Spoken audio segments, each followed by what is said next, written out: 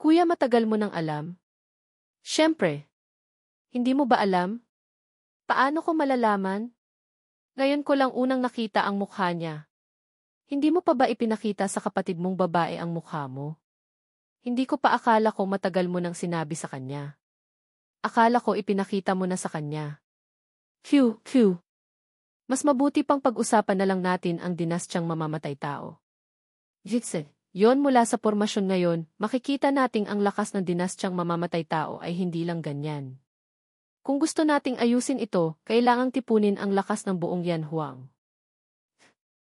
Ang pinakaapurahan ngayon ay lipulin ang Xuan Huang, emperador ng misteryo, pagkatapos ay magdeklara ng digmaan sa Tian Huang, emperador ng langit. Kaparehong-kapareho ng guro. Mayroon ding 6 na landas na banal na gulong ng mata. Siya rin ang banal na Panginoon ng Yan Huang. Ang talento ay ganoon din kasukdulan. Ang lahat ng ito nagkataon lang ba? Ang lugar ng pagtambang pinili rito sa bundok Xuanlong. Ang mga yumaong nakatatanda ng pamilyang Su ay nasa silangan. Ang Ren Huang, emperador ng tao, ang sasakop sa hilaga. Pagkatapos, ang lahat ng Tagayan Huang ay nasa gitna, sa kanluran. Ang Di Huang, emperador ng lupa, ang susuporta sa timog. Unahin nating paghiwalayin ang mga tagapalasyo ng uhaw sa dugo at Xuan Huang, emperador ng misteryo. 3 araw lang ang meron tayo. Sa loob ng 3 araw, kailangang ayusin ang selyo ng Yan Huang sa loob ng 10,000 milyang radius sa bundok Xuanlong. 1 piraso ng kawalan. Bawat bundok ay kailangang lagyan ng malaking pormasyon ng pagpatay. Pormasyon ng pagpatay. Pormasyon ng kawalan. Pormasyon ng sukdulang paglipol. Basta't maililipat doon, gamitin lahat para sa akin. Ang kailangan nating gawin ay gamitin ang pinakamaliit na halaga para lipulin ang mga hayop ng palasyo ng uhaw sa dugo. Tungkol naman sa mga taga-Xuan Huang, emperador ng misteryo, marami sa kanila ay taga-Yan Huang din dahil sa mga kadahilanan ng paninindigan kaya naging ganito. Lalo siyang nagiging kamukha ng guro. Marahil, siya ang reinkarnasyon ng guro. Sa buhay na ito, gusto niyang muling gabayan tayo para walisin ang 4 na direksyon. Sa madaling salita, sa mga may intensyong sumuko, bubuksan natin ang lambat. Ngunit sa mga matitigas ang ulo, hindi na kailangang magpakita ng awa, patayin agad. Ang ganitong ayos, mayroon ba kayong tutol? Ang ganitong ayos, kahit isang patak ng tubig ay hindi makakalusot. Ang matandang ito ay humahanga. Kung gayon, mabuti. Simulan na natin ang opisyal na pagkilos. Paalam dito. Magkita tayo sa bundok Xuanlong. Mga mahal, mag-ingat kayo. Tandaan. Malinaw na. Tahimik si Ichen, walang sinasabi. Ano ang iniisip mo? He. Naaalala ko ang bahay. Hindi ko alam kung ano na ang kalagayan ng sektang Hingyu ngayon. He. Kapag nagkaisa na ang Yan Huang, kailangang bumalik para tingnan. Ngayon, malapit nang magsimula ang malaking digmaan, hindi rin maaaring mahati ang isip. Tama. Kapag nagkaisa na ang Yan Huang, saka na natin pag-usapan. Nakatatandang Huang, nasugatan ka? Anong nangyari? Nakaharap ng ilang hayop, naglaban kami ng 1 beses. Swerte pa rin ang ulo, hindi ninakaw ng banal na Panginoon. Banal na Panginoon, ang jade ng kaluluwang sutla, para saan ba talaga yon? Sa pagkakataong ito, lumabas ako, hindi kakaunting tao ang naghahanap nito. May naghahanap pa ng jade ng kaluluwang sutla? Hindi bababa sa 3 grupo ng tao ang naghahanap? 3 grupo? Mga taga-sektang Zenyang ba? Ang jade ng kaluluwang sutla, kung ordinaryong tao ang magnanais nito, wala ring silbi. Ngunit ito ay isang kailangang sangkap sa paggawa ng selyo ng General ng Dilim. Ang naghahanap ng jade ng kaluluwang sutla, tiyak na gumagawa rin ng General ng Dilim. Alam mo ba kung sino ang mga taong iyon? Nakita kong kakaiba ang 3 grupong iyon. Nag-imbestiga ako sandali, nakita kong lumitaw sila sa sinaunang lungsod ng Hunling. Sinaunang lungsod ng Hunling. Hindi ba tiyon ang itim na pamilihan? Kiathe. Ang mga taong ito, kailangang pag-isipan. Ang sinaunang lungsod ng Hunling ay isang magulong teritoryo. Karaniwang ginagawa rito ang mga madidilim na transaksyon. Masasabing isa itong itim na pamilihan, kahit anong bagay ay maaaring ipagpalit dito. He. Nakatatandang Huang, ang iyong kultibasyon, gaano katagal nang nasa ikawalong antas ng kawalang espiritu? Itset, mga 10 taon na. Nakakahiya, hindi pa rin makapag-breakthrough. Heto. Ito, para sa'yo. Hindi. Pildoras na pinagmulan ng kawalang espiritu. Maraming salamat, banal na Panginoon. Haha, ano ang sinasabi mo? Nakatatandang Huang, pagod na kayo. Ito ang nararapat ninyong matanggap. Ika-9 na antas ng kawalang espiritu. Ika-9 na antas ng kawalang espiritu. Sa wakas, may pag-asa na. Haha, 3 bahagi ng sangkap ng pildoras ng pinagmulan ng kawalang espiritu, 2 bahagi ng sangkap ng general ng dilim gise. Sayang, walang bangkay ng nasa antas ng halos langit. 3 araw pa, tiyak na kailangang gumawa ng isang general ng dilim na may katawan ng nasa antas ng halos langit. 2 nasa antas ng halos langit bilang bodyguard, kahit ang dinastyang mamamatay tao, wala ring magagawa sa akin. Are, huwag mo na akong hilahin pa. Ako, mabuti man o masama, ay banal na Panginoon ng Yan Huang. Bigyan mo naman ako ng kaunting mukha, pwede ba? Hoy! Sabi ko nga, matandang Zong. Ito ang ika-negatibo 79 na banal na Panginoon ng Yan Huang ninyo. Ang taong ito, malayong-malayo kay Zong Yan. Huwag mo siyang maliitin. Ang kayang makuha ang pagkilala ng singsing na jade ng malalim na kalakal, sino ang ordinaryong tao? Antas ng halos langit. Talagang hindi mo maaaring husgahan sa panlabas na anyo. Ikaw, noon, minamaliit mo si kapatid na Zong Yan, pagkatapos, ano na? Ang kanyang mga tagumpay sa hinaharap ay hindi mas mababa kaysa sa aking guro. Ang inyong abang lingkod, Yi Chen, nagbibigay pugay sa yumaong nakatatanda. Bata, pwede bang huwag kang magyabang? Hindi ikaw si Yi Chen. Ang disipulo ni Duguy, nakita ko na, hindi ganyan ang itsura mo. Yisad, kilala niyo po si yumaong nakatatandang Dugu. Siya at si Dugu ay iisa ang pinagmulang ni Nuno. Ayon sa ranggo, siya ang nakatatandang kapatid ni Dugu. Bata, ang pangalan ko ay Gusantong. Narinig kong kaya mong gamutin ang panloob na pinsala. Totoo ba? Siyempre. Bata, kung niloloko mo ako, wala akong pakialam kung banal na Panginoon ka ng Yan Huang o hindi, siguradong hahampasin kita. Kung hindi ko kayo magagamot, sa kanyo na ako hampasin, hindi pa huli. Yumaong nakatatandang Gu, si Su Xiangzong, ang yumaong nakatatanda ng sektang Tian, ang pamilyang Se, ako ang nagpagaling. Huwag po kayong mag-alala. Ha. Bata, talagang may kakayahan ka. Yixet, kung ganoon, ang sinabi sa akin ni Zong Jiang dati, sumasang-ayon ako. Kung kaya mong gamutin ang panloob na pinsala ni Daoistang Santong, magiging isang nakatatandang panauhin siya ng Yan Huang namin. Kung gayon, sa malaking digmaan 2 araw mula ngayon, pupunta ba siya? Kung hindi siya pupunta, hindi siya si Gu Santong. Halika! Bata! Bilis, simulan na natin. Ano ang kailangan kong ihanda? Heto! Kagatin mo ito ng mahigpit. Pagkatapos, ano pa? Lesi. Pagkatapos, inanyayahan ni Chen ang banal na kidlat. Yumaong nakatatanda, medyo masakit. Magtiis po kayo sandali. Umuwal si Gusantong sandali. Lintik. Sa wakas, tapos na. Binabati kita, kapatid na Santong, sa pagbabalik sa tuktok. Haha. Sama-samang saya. Sama-samang saya. 2 araw pa, tingnan niyo kung paano ako magpapakitang gilas sa 4 na direksyon. Hihi. Bata. Ang banal na kidlat mong iyan hindi masama. Pahiram mo muna sa akin para paglaruan ng ilang araw. Esan. Hoy. Kapatid na Santong. Bumalik ka sa tuktok.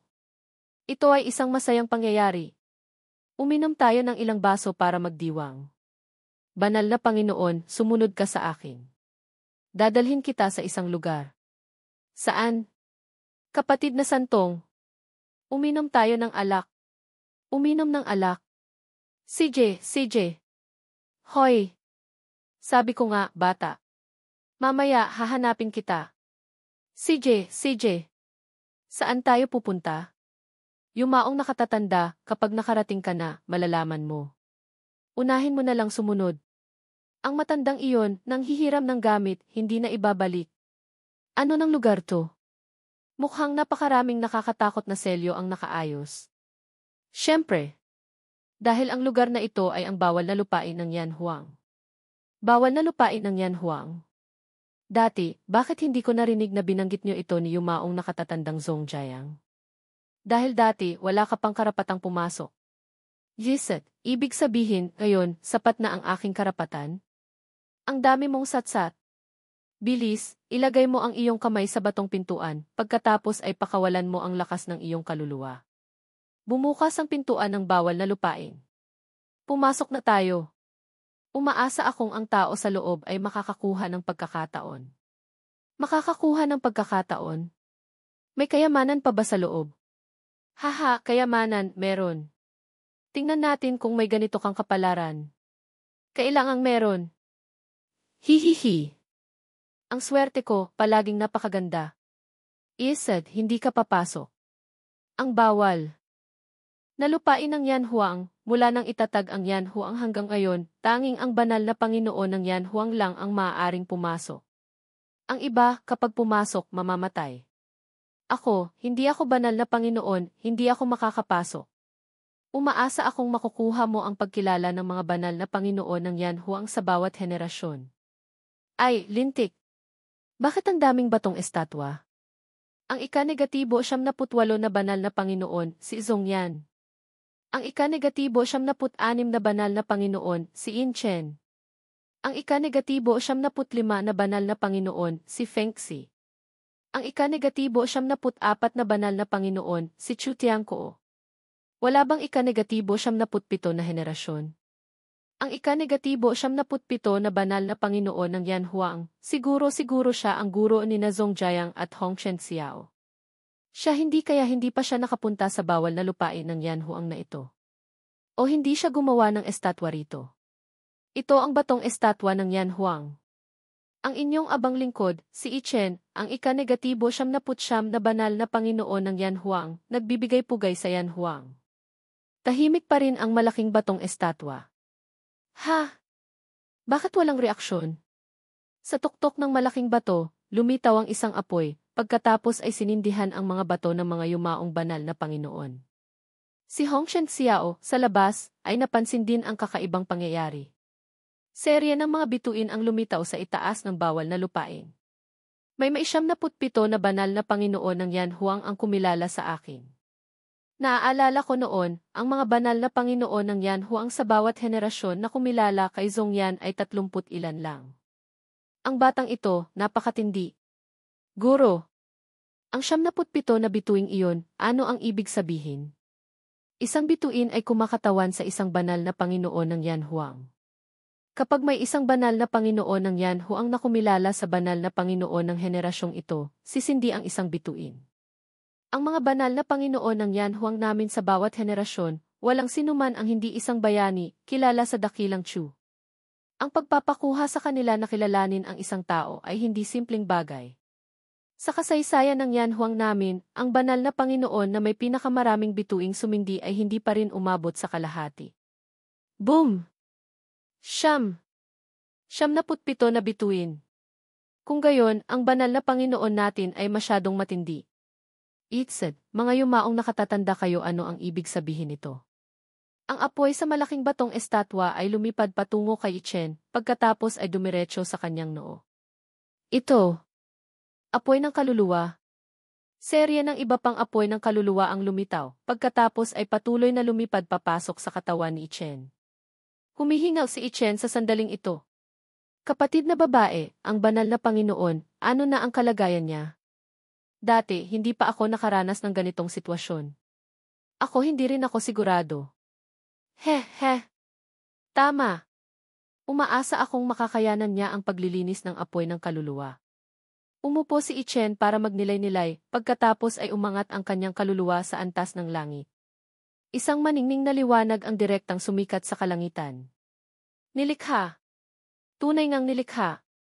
Ito kung may isang umangal na dragon ng langit na kidlat na darating, siguradong kaya niyang paangasin ang isang piraso ng langit at lupa. Lumabas na! Lumabas na! Ang kaluluwa, antas ng langit. Ang kultibasyon, antas ng espiritong himpapawid. Ang kaluluwa, nag-breakthrough pala sa antas ng langit. Ako, ngayon ko lang unang narinig. Banal na Panginoon. Ang antas ng kaluluwa ay mas mataas kaysa sa sariling kultibasyon ng dalawang buong antas. Ang ganitong tao, paano na kami, mga matatanda, maitatago ang aming mukha? Swerte. Swerte lang. Isang buhay, darating din ang pagtanda. Ngunit magkakaroon ng sariling kabataan. Ito ay para sa aking magandang guro. Ito ay para kay Chuling. Hihihi. Ang kaluluwa, antas ng langit, talagang hindi ordinaryo. Ang paggawa ng pildoras ay mas madali na. Ang mga ito, para kinakapatid na Liuyi, Matabang Seong, at Siyon. Ang tagal nang hindi nagkita. Si Matabang Seong, siguradong mas tumaba na. Gusantong. Ang matandang ito, hindi mabuting tao. Hindi maaaring hayaang makita niya ang ganito karaming magagandang bagay. Nagtatago ka pa? Hihihi. Mula sa malayo, naamoy ko na. Ang ganito katapang na amoy ng gamot, siguradong kakapino pa lang, hindi pa nagtatagal. Higit pa rito, ang kalidad ay hindi mababa. Sinabi ko na, ha? Wala kang bahagi rito. Iyon ay mga gamit na inihanda ko para sa aking mga kaibigan. Itset, bata, magaling ka. Alkemista ka pa pala. Hihi. Patingin ako ng iyong tunay na apoy. Tunay na apoy. Anong titingnan dyan? Hindi mo pa ba nakikita? Hindi pa nakikita. Bilis, patingin ako. Ay, naku. Ang dami mong oras. Gintong tunay na apoy. Banal na gabi ng ibabang langit sa Pildoras. Lintik. Ikaw si Ichen ng Hengyu. Nagtataka pa ako kung bakit may banal na kidlat ka. Aray. Sinabi ko na, ha? Ang banal na kidlat hindi ipapahiram sa labas. Ang banal na apoy hindi rin ipapahiram. Sa madaling salita, ang paghiram ng gamit ay hindi pwede. Narinig ko na sa iba. Ikaw, kapag nanghihiram ng gamit sa iba, dati pa, hindi mo na ibinabalik. Ito ay tsismis. Sino ang nag-imbento niyan para sa akin? Huwag mo nang pakialaman kung sino. Napakakilala mo na sa labas. Hindi na kailangang may mag-imbento pa ng tsismis para sa'yo. Sa totoo lang, ang paghiram ko sa iyong banal na kidlat ay para pigilan ang masamang bagay. Ang pinsala ko, siya ang may gawa. Masamang bagay?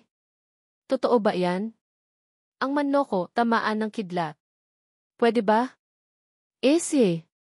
Hindi ba't kakatama lang sa'yo ng aking banal na kidlat? Ang lintik. Ang galing mong mang-asar. Narinig mo na ba ang tungkol sa lahi ng demonyo? Hindi pa narinig kailanman. Si Emperador Tianzang, siguradong narinig mo na? Itset, ito, alam ko. Ang ikalimang nangunguna sa siyam na emperador ng dakilang Chu. Ang lahi ng demonyo ay isang masamang puwersa na pinigilan ni Emperador Tianzang noon. Sila ay lumalamon ng espiritu ng demonyo para mag-ensayo. Lahat sila ay mabilis umangat ng antas. Noong panahon ni Emperador Tianzang, ang puwersa ay lalong lumakas hanggang sa sukdulan. Tutal, pagkatapos maglaban-laban, inayos sila ni Emperador Tianzang. Tutal, katulad lang ng dinastyang mamamatay tao at banal na puok ng dilim dati na pinigilan ni Haring Digmaan. Sila rin, sumiklab mula sa abo. Kung sumiklab ba mula sa abo o hindi, hindi ko alam. Ngunit ang taong demonyo na nanakit sa akin, napakatindi. Bihasa sa lahat ng uri ng sukdulang banal na kakayahan. Kung gusto kong lipulin siya, kailangan kong hiramin ang banal na kidlat. Lintik. Isang dinastyang mamamatay tao, hindi pa naaayos, dumating pa ang isang lahi ng demonyo. Sabihin mo nga, bakit mo sila ginagalit? Ako ang nang-asar sa kanila? Ako, nabusog at mataba? Ang demonyong iyon, lumabas na lang bigla, walang sabi-sabi, gusto akong kainin. Kung ikaw yon, lalaban ka ba? Tama. Kaya, sinimulan ko na siyang hampasin. Itset, kung gayon, kailangang labanan. Isang laban para malaman. Ang taong iyon, uri ng hayop. Kahit anong hampas, hindi namamatay. Ang iyong nakababatang kapatid na lalaki, hindi ba't si Dugu? Pumunta ka sa kanya para humingi ng tulong. Huwag mo nang banggitin ang batang iyon sa akin. Ayaw ko nang pakialaman pa siya. Sabihin mo lang, ipapahiram mo ba o hindi? Ang pagpapahiram, hindi naman imposible. Ngunit kailangan kong sumama sa inyo. Kapag nalipol niyo na ang masamang bagay na iyon, ibalik niyo agad sa akin ang banal na kidlat. Hihihi. Bukas, tatambangan natin ang palasyo ng uhaw sa dugo at Suan Huang, emperador ng misteryo. Maghanap ka ng ilang bangkay ng malalakas na nilalang sa antas ng halos langit para sa akin. Bangkay? Gusto mo ng bangkay para saan? At antas pa ng halos langit? Yon, huwag mo nang pakialaman. Kung gusto mong hiramin ang aking banal na kidlat, gusto ko ang dalawang kondisyong ito. Kung gusto mong humiram, humiram ka. Kung ayaw mo, kalimutan mo na. CJ, ang bangkay ng nasa antas ng halos langit, sisikapin kong hanapin para sa'yo. Ngunit, bata, kung mangangahas kang lokohin ako, papatayin kita agad. Hindi kailangang sikapin, kailangang tiyak na mahanap. Banal na Panginoon. Hihihi. Sumang-ayon na, tama? Halika. Halika. Masayang kooperasyon. Umalis ka sa isang tabi. Lintik. Ngayon, ayaw ko nang makipagtalo sa'yo. Dumating ang mensahe mula sa Di Huang, emperador ng lupa. Ang palasyo ng uhaw sa dugo at Suan Huang, emperador ng misteryo, ay nagsimula ng kumilos. Sa wakas, dumating na rin. Matagal ko na kayong hinihintay, mga matanda. Sa panig ng bundok Suanlong, paano na ang paghahanda? Huwag kang mag-alala. Sina kapatid na babae at suyuan ay nauna nang pumunta roon para mag-ayos. Walang anumang pagkakamali. Mabuti. Mamaya, makinig kayo sa aking utos. Ang namamahala sa selyo ng Yan Huang, maghanda ng mabuti. Unahin nating ihiwalay ang Di Huang, emperador ng lupa, huwag silang masaktan ng hindi sinasadya. Pagkatapos, ihiwalay natin ang mga tagapalasyo ng uhaw sa dugo at Suan Huang, emperador ng misteryo, paghiwalayin sila para patayin. Ang kumukontrol sa pormasyon ng pagpatay, mag-ingat. Kapag nahiwalay na, ang mga kapatid ng Di Huang, emperador ng lupa, at ang mga tagapalasyo ng uhaw sa dugo at Suan Huang, emperador ng misteryo, iaktiba ang malaking pormasyon ng pagpatay. Kung may sinuman sa mga tagaksuan Huang, emperador ng misteryo, na susuko, hindi na kailangang patayin. Kung may lalaban, hindi na kailangang magpakita ng awa, patayin agad. Malinaw na po. Pagdaan sa bundok Suanlong, papasok na tayo sa teritoryo ng Suan Huang, emperador ng misteryo. Mga mahal, sino ang gustong mauna? Ako ang mangunguna. Ang ganitong paraan ng pagmamartsa, masyadong mabagal. Hindi ko na mapigilan pa. Mabuti. Ang banal na Panginoon, tunay ngang magiting at matapang. Ang digmaang ito, ang unang karangalan ay sa iyo. Huwag nang mag-ingay pa. Ilabas mo ang iyong lakas para sa akin. Malinaw. Haha, hangal. Kung gusto niyang lumaban sa unahan, hayaan mo siyang lumaban. Tamang-tama, tingnan natin siya, si Zhongjiang, at ang bagong banal na Panginoon na iyon, aso't pusa. Hihihi. Ang banal na Panginoon, napakatalino. Kapatid na Zhongmu, tingnan mo ang pormasyong ito. Ang banal na Panginoon ng Yan Huang, siguradong sayo na. Ang matandang ito ay binabati ka na muna. Wala yon, wala yon. Lahat ay dahil sa tulong ng mga kapatid ng palasyo ng uhaw sa dugo. Isang bugso ng liwanag ang bumaril mula sa ibaba patungo sa kalangitan. Ano-anong nangyari? May nagtatambang. Umatras. Umatras mula sa bundok Suanlong. Gustong umalis? Masyado nang huli. Palasyo ng uhaw sa dugo, tanggapin niyo ang inyong kamatayan. Palasyo ng uhaw sa dugo, tanggapin ang kamatayan. Lintik. 3 panig, may nagtatambang. Sa timog lang maaaring lumaban palabas. Wala kayong pupuntahan. Ang lugar na ito ang inyong libingan. Song Li. Ikaw ano ang ibig mong sabihin? Anong ibig sabihin? Ganito, hindi pa ba sapat na malinaw? Buhay, tao ng Yan Huang. Patay, multo ng Yan Huang. Trader. Tingnan mo kung hindi kita papatayin. Kapatid na Zhongli. Anong benepisyo ang ipinangako sa iyo ng Yan Huang? Ang palasyo ng uhaw sa dugo namin ay handang magbigay ng doble. Ano sa tingin mo? Tigilan mo na. Ang panlilinlang na ito masyadong peke. Zhongmu, ang pagkakamali ay maaaring itama, iyon ang mahalaga. Bumalik ka na. Ikaw pa rin ang aking ika-6 na kapatid na lalaki. Ikaw pa rin ang ginintuang Zun ng Yan Huang. Ang mananalo ang hari, ang matatalo ang magnanakaw. Bakit kailangan pang magkunwari? Dati tayong magkakapatid sa sekta, bakit kailangan mo pang? Hindi ko kailangan ang iyong awa. Halika. Kapatid na lalaki. Huwag nang sayangin pa ang laway sa kanya. Matagal ko nang sinabi, ang taong ito ay sira na. It said, hindi ka rin naman mabuting tao.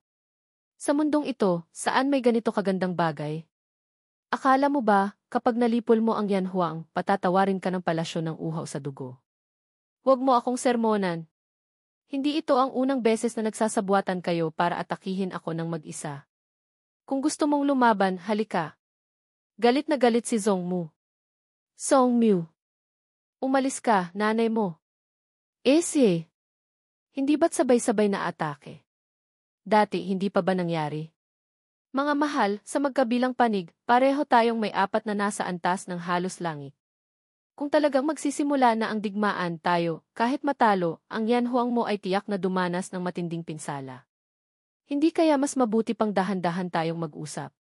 Hindi na kailangan ng usapan. Zhongmu.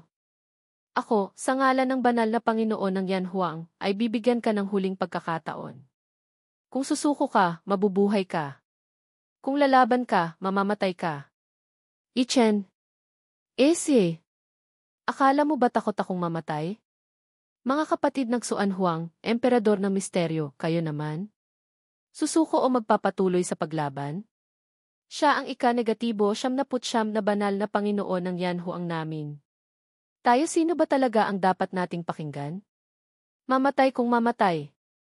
Anong malaki dyan? Yutot. Dati tayong taga Yan Huang. Nag-away ng ilang daang taon, hindi ka pa ba napapagod? Ngunit, banal na Panginoon siya. Ingay.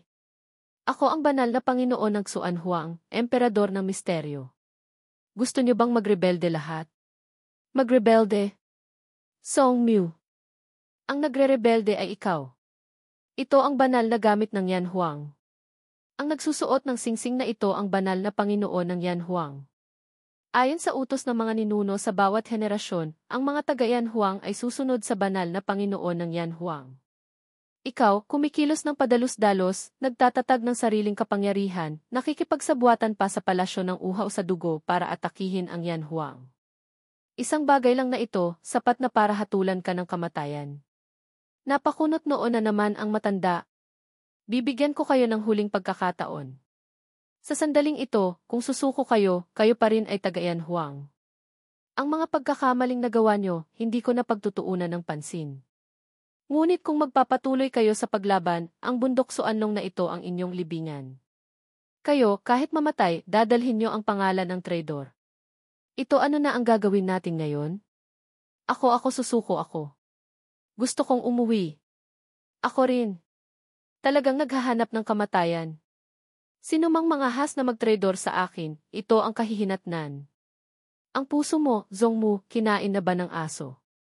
Sige ba, ilang taon kang sinundan, sabi mong patayin, papatayin mo na lang. Huwag ka nang magkunwari pa sa akin.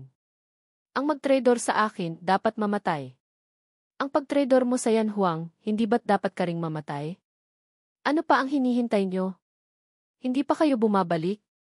Bilis, bumalik na kayo sa Yan Huang. Si Zhongmu, hindi talaga pwede. Si Kiba ay isang halimbawa. Ako rin, susuko ako. Gusto ko ring umuwi. Ayaw kong dalhin ang pangalan ng traidor. Nag-away ng ilang daang taon, para saan ba talaga ang laban? Si. Hindi ka maaaring umalis? Ako rin, susuko ako. Susuko ka. Noong nasa Dihuang, emperador ng lupa, ka at nakikipag-usap kay Zhongli, hindi mo alam na nandoon din ako, di ba? Pusong lobo. Nagsasabuatan. Ang pag-iwan sa iyo sa mundo ay isa ring sakuna. Tipunin ang lakas ng palasyo ng uhaw sa dugo, Xuan Huang, emperador ng misteryo, Di Huang, emperador ng lupa, lipulin muna ang Yan Huang. Pagkatapos, habang hindi handa si Zhongli, lipulin ang Di Huang, emperador ng lupa, tama? Pagkatapos, makipagtulungan sa palasyo ng uhaw sa dugo para lipulin ang Tian Huang, emperador ng langit, para kayo na ang maghari sa kanlurang Ling, tama? Akala mo ba, ikaw, na parang tigre na lumalamon ng lobo, at parang dasal na humuhuli ng tipaklong, ang iyong plano ay napakaganda, tama? Ang pagbunot sa ngipin ng tigre, akala mo ba madali? Talaga bang iniisip mong pagkatapos lipulin ang Tian Huang, emperador ng langit, hahayaan ka ng palasyo ng uhaw sa dugo na lumaki? Eksat, susuko ako. Kung papatayin mo ako, paano mo mapapanatag ang puso ng hukbo? Ang talagang dapat mong ikamatay ay hindi ang pagiging walang puso sa Yan Huang, kundi ang pagiging isang tagapayo na hangal. Ikaw at si Zhongmu, isang tagapayo na ulo ng aso, isang banal na Panginoon na walang kwenta. Nawala na lahat ang mukha ng Yan Huang, hindi nyo pa rin alam ang inyong sarili. Hindi ka papatayin, iiwanan ka para magdiwang ng Pasko. Song Li. Wala tayong alitan o samaan ng loob. Kailangan bang hindi mamatay, hindi titigil? Ese. Walang alitan o samaan ng loob. Li Song. Kahit magtago ka pa, hindi ka makakatakas sa aking banal na mata. 100 taon na ang nakalipas, pinatay mo ang aking disipulo, sinira mo ang aking sangay. Akala mo ba hindi ko alam? Ano ang sinasabi mo? Hindi ko maintindihan. Sabi ko, tinawag kita rito para umupo at manood ng palabas? Lintik, gusto mo pa bang hiramin ang banal na kidlat? Bakit ka nagmamadali, utot? Sukdulang pagpatay. Sukdulang pagpatay. Naiintindihan mo ba? Ha?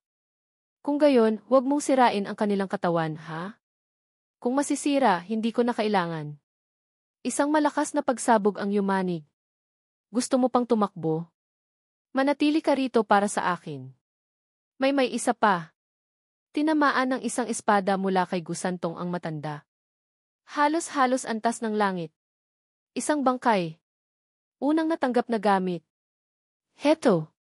Yumaong nakatatanda ang tindi. Hindi maikakailang kapatid ni Dugun.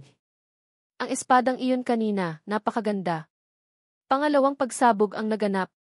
Nagpakawala si Zongjayang ng sukdulang atake. Tumakbo ang matandang tagapalasyo ng uhaw sa dugo. Suyuan. Ang galing mo. Ese. Ngayon, alam mo na kung sino ako, di ba? Ako ang iyong lolo. Masamang magnanakaw. Huwag kang umasang makakaalis. Talagang walang hiya. 2 laban sa 1, anong kakayahan yan? Kung matapang ka, solo tayo sa iyong lolo. Isang lihim na sandata ang dumaan sa liig ng matanda. Pangalawang bangkay. Napakaganda. Huhu. Sabi ko nang huwag kang tamad. Ang walang kwentang nakaputi, nasa antas din ng halos langit. Lintik na nanay. Umalis ka. Ako, ubos na ang lakas.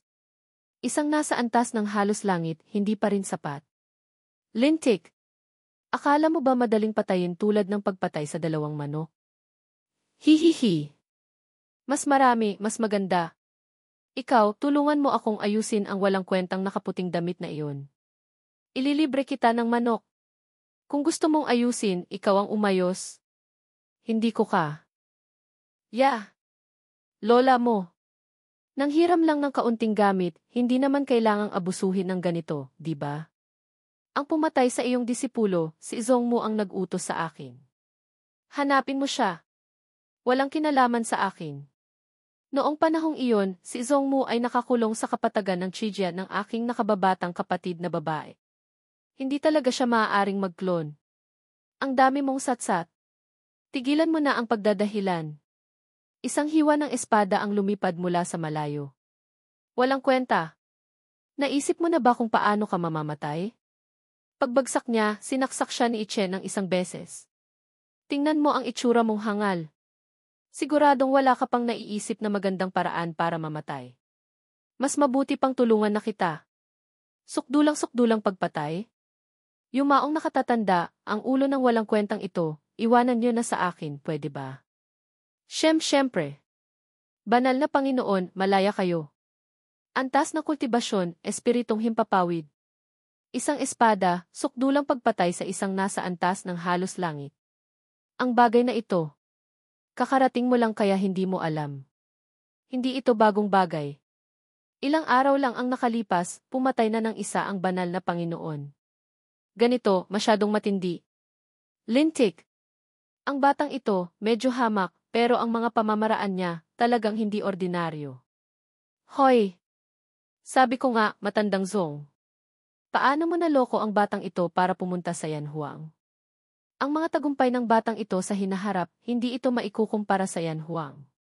Naglaban sina Hong Chen Xiao at Zong Mu. Sumunod si Zong Jiang ng isang atake. Tinamaan ng palad ng enerhiya si Zong Mu. Hok, hok! Ikaw ang galing mo, Zong Jiang. Patuloy na tumalon si Zong Mu. Kakalitaw pa lang, tinamaan na ng yelong-yelo ni Hong Chen Xiao. Kapatid na lalaki. Hindi ka pa rin bumabalik? Ako, hindi na ako lalaban pa. Mahigpit na hinawakan ni Zong Mu ang tipak ng yelo, pagkatapos ay sinaksak ang sarili. Natigilan ang lahat. Dumugo ang kanyang bibig. Ikaw ano ang gusto mong sabihin? Ang disipulo niya hindi ko pinatay. Alam niya. Mayroon ka pa bang huling habilin? Dalhin niyo ako pa uwi. Hayop! Apat na nasa antas ng halos langit, hindi maayos ang Yan Huang. Ang mga iyon, kung hindi nasugatan, sira na. Bakit namatay pa lahat? Kayo ba lahat ay mga walang kwenta? Iknan, Yan Huang. Dati, hindi ko kayo nararamdaman. Bakit sunod-sunod na pinapahina ang morale ng palasyo ng uhaw sa dugo namin? Vroom! Ang makabalik sa Yan Huang, napakabuti. Heh. Hindi ko akalaing ganoon karaming pamilya ang sasama sa Yan Huang. Swerte pa rin at noong araw na iyon, kusa kaming bumalik. Lintik! Sabi mong may sasabihin ka, tutuparin mo ba? Bilis, bumangon ka. Sumunod ka sa akin. Aray! Huwag mo akong hilahin, nanay mo. Hayaan mo akong matulog pa sandali. Kakagaling lang sa malaking laban, patay na ako sa antok. Magpahinga ka. Bukas na lang tayo umalis. Bukas ay bukas. Anong bukas yan? Ngayon mismo. Ako, hindi na makapaghintay pa. Sa pagkakataong ito, kailangang patayin siya. Ang kondisyon mo, lahat nagawa ko na. Huwag ka nang magpatumpik-tumpik pa sa akin. Aray, bitawan mo muna ang kamay ko. Pupunta na ako, hindi ba't ayos na? Ilang taon na rin. Ikaw ngayon, alam mo ba kung nasaan ang masamang bagay na iyon? Ako, noon, nag-iwan ako ng bakas ng kaluluwa sa kanya. Para sa susunod, kapag bumalik ako para patayin siya, mahahanap ko siya para ayusin ang lahat. Nasaan na siya ngayon? Heh. Ginamit ko na ang lihim na pamamaraan para suriin. Nasa sinaunang lungsod ng Hunling siya. Sinaunang lungsod ng Hunling. Tamang-tama. Pupunta ako para maghanap ng jade ng kaluluwang sutla. Leslie. Kung gayon, ano pa ang hinihintay natin? Bilis, umalis na tayo. Titingnan ko rin kung sino ang mga misteryosong tao sa sinaunang lungsod ng Hunling na sinabi ni Huang Dashan. Hoy! Bata! Bakit ganyan kakatiyak? Walang kwenta. Ang paghampas sa inyo ay paghampas sa akin. Lintik! Hahampasin ko siya hanggang mamatay ang nanay niya. Hoy! Sabi ko nga, yumaong nakatatanda. Pagkatapos nating tulungan kayong lipulin ang masamang bagay na iyon, sumama na kayo ng tuluyan sa Yan Huang namin. Umalis ka, nanay mo. Tigilan mo na ang paghukay ng bitag para sa akin. Ang pagiging isang panauhing nakatatanda, hindi na masama. Sumama sa Yan Huang. Hindi ba't lugi ako? Hoy! Sabi ko nga, ang itim na espadang ito mo, hindi masama. Walang kwenta. Huwag mong tingnan ang itsura niyang walang kwenta. Ito ay isang banal na sandata. Banal na sandata? Kiese. Talagang napakatindi. Ang banal na sandata ay mas mataas ng isang antas kaysa espiritual na sandata. Tanging ang mga malalakas na nilalang sa antas ng langit lang ang kayang gumawa ng banal na sandata. Ang banal na sandata ng bawat sekta ay may sukdulang kakayahan, kayang paiyakin ang mga Diyos at demonyo. Bata! Narinig kong mayroon kang isang latigo na espesyal na humahampas sa kaluluwa ng tao. Ilabas mo rito para makita ko. Yon, hindi pwede. Kapag kinuha nyo tapos tumakbo kayo, sino ang hahanapin ko para singilin? Anak ng pating. Bilis. Maniniwala ka bang pipilipitin ko ang tainga mo pababa? Aray. Kikilos na, tama? Kikilos na ba? Hahampasin kita, anak ng pating, tama? Pipilipitin ko ang tainga mo, tama? Ipapakita ko sa'yo ang iyong kalalagyan. Ipapakita ko sa'yo ang iyong kalalagyan. Hahampasin kita. Hahampasin kita. Hahampasin kita. Heto. Ano pa? Titingnan mo pa? Ikaw umalis ka sa malayo para sa akin. Ito, hindi niyo tiningnan, ha? Huwag niyo akong sisihin. Ha? Bakit ganito katapang ang amoy ng dugo? Ito ba ang sinaunang lungsod ng Hunling? Hindi. Ito ang sinaunang lungsod ng Hunlong. Kailangan nating magpalit ng portal ng paglilipat dito. Bata, bawasan mo ng kaunti para sa akin. Ang lugar na ito, hindi kakaunti ang mga nakatagong malalakas na nilalang. Ese, nandito kayo, ano ang dapat kong ikatakot? Tigilan mo na yan. Ang dakilang Chu, maraming nakatagong tigre at dragon. Ang kayang pumatay sa akin, hindi kakaunti. Maging seryoso ka ng kaunti. Lintik. Sinasabi ko sa'yo yan, bata. Nakikinig ka ba? Ha? Aray. Huwag mo akong kurutin. Nakikinig naman ako. Nangong siyang. Bakit? May kakilala ka pa ba rito? Isa, syempre kakilala. Isa sa mga pinuno ng siyam na bundok ng sektang Zhengyang. Talagang ang sektang Zhengyang ang naghahanap ng jade ng kaluluwang sutla rito. Para gumawa ng selyo para kontrolin ang general ng dilim. Mauna na kayo. May gagawin lang akong kaunting personal na bagay. Mamaya, magkita tayo sa portal ng paglilipat. Bata, huwag kang masyadong maglaro. Huwag kang mag-alala. May plano ako. Sa pabilyon ng Shanglong. Pabilyon ng Shanglong. Kiathe. Ito siguro ay isang kuta. 2 lugar lang na ito ang meron. Kikilos na tayo. Kailangang makakuha ng sapat bago ang oras na ibinigay ng pinuno. He. Medyo marami ang bilang. Gagawin ko ang lahat ng aking makakaya. Yan. Lintik. Sa isang iglap lang, 2 pinuno ng siyam na bundok ang dumating. Ang sektang Zhengyang talagang nagsisikap. Lintik. Ang jade ng kaluluwang sutla, hindi naman ganoon kadaling hanapin. Sa isang iglap lang, gusto mo ng ganyan karami? Ang paghahanap lang, mamamatay na ako. Talagang naghahanap ng jade ng kaluluwang sutla. Ese. Hanapin nyo. Mas marami, mas maganda. Hintayin niyong kumilos ako, na nakawin ko lahat sa inyo. Lintik. Hindi ba't sabi mong kailangang maging mapagkumbaba? Bakit ka humahampas ng tao rito? Ese. Ito, kasalanan ko ba? Ako, natahimik na naglalakad, ang mga taong ito, lumabas na lang bigla, gusto akong hampasin. Kung hindi ko sila hahampasin, sino ang hahampasin ko? Bayani, patawarin mo kami. Bayani, patawarin mo kami. Hindi na kami mangangahas ulit. Hindi na kami mangangahas ulit. He. Walang kwenta.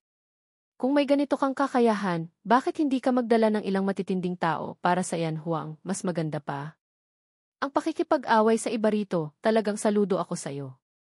Umalis ka sa harap ko. Ang asong matang minamaliit ang iba. Sa susunod, kapag nakita kita, hahampasin kita. Ese.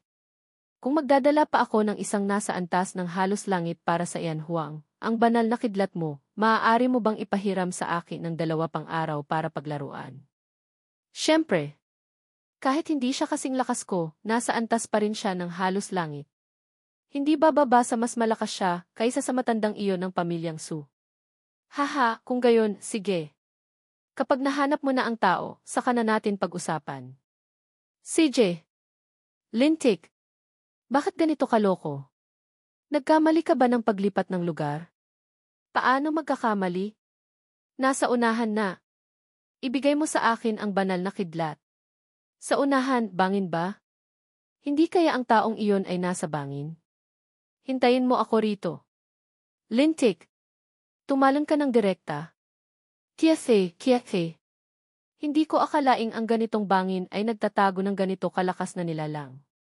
May tulong ng banal na kidlat, kasama pa ang banal na sandatang bakal na espada, dagdag pa ang lakas sa labanan ni Gusantong, hindi pa rin maayos ang masamang bagay na iyon sa lugar. Hoy! Tapos na ang laban. Si Matandang Gu, napakalakas. Lintik. May mali. Si Matandang Gu, natalo pala? Matandang Gu, anong nangyari? Bata. Bilis, lumayas na tayo. Gusto mo pang umalis? Makakaalis ka ba? Gu Santong. Ang utak mo talagang walang silbi. Talaga bang iniisip mong sa pamamagitan ng isang banal na kidlat, malilipol mo ako? Masyado kang simple mag-isip. Tatlong nasa antas ng halos langit. Kaya pala hindi ka kalaban. Huwag nang sabihin pa ang mga walang kwentang bagay na ito. Tingnan natin kung may paraan para sirain ang selyong ito. Heh. Bata, paumanhin. Nadawit ka pa. Wala nang magagawa. Ito ang selyo ng 10,000 demonyong hari ng dilim. Kung gusto mong sirain mula sa loob, sa lakas ko lang, hindi talaga kaya. Sa tingin nito, kailangang 2 laban sa 3 na tayo. Nagdala pa ng isang nasa antas ng espiritong himpapawid, tapos gusto pang 2 laban sa 3. Masyadong nakakatawa. Ha. Ngunit ang katawan, mukhang napakatibay. Ang dugo, napakadalisay rin. Pagkatapos mong maglaro, ipahiram mo sa akin para paglaruan. Laro, nanay mo. Bata. Huwag kang kumilos ng padalos-dalos. Ha, mukhang ako ang mauuna. Wala kang bahagi. Nababaliw ka na ba? Ang direktang pakikipaglaban sa antas ng halos langit, hindi ka kalaban. Huwag mo nang pakialaman. Hawakan mo ang 2 iyon. Ang isang ito, ipaubaya mo sa akin. Kapag napatay ko na siya, tutulungan kita. Asong may 3 mata. Kung takot kang mamatay, huwag kang sumunod. Ese. Batang mabaho ang bibig. Tingnan mo kung hindi ko dudurugin ang bibig mo. Heh. Talagang nag-init na ang dugo sa utak. Ang batang ito, mapusok talaga. 2 hamak na bata. Tanggapin niyo ang aking espada. Ha. Tingnan natin kung gaano kakatibay. Isang malakas na pagsabog ang yumanig sa isang lugar. Mamatay ka na para sa akin. Ese. 8 direksyon na hiwa ng lahi ng demonyo. Marami ka palang alam, bata. Napakunot noo si Ichen. Ang iyong dugo, akin na. Natatakot akong mamatay ka. Lintik. Ikaw na aso. Tumalsik ang taong may 3 mata, Yanis. Pag-atake sa kaluluwa. Tanggapin mo ang isang latigo ko.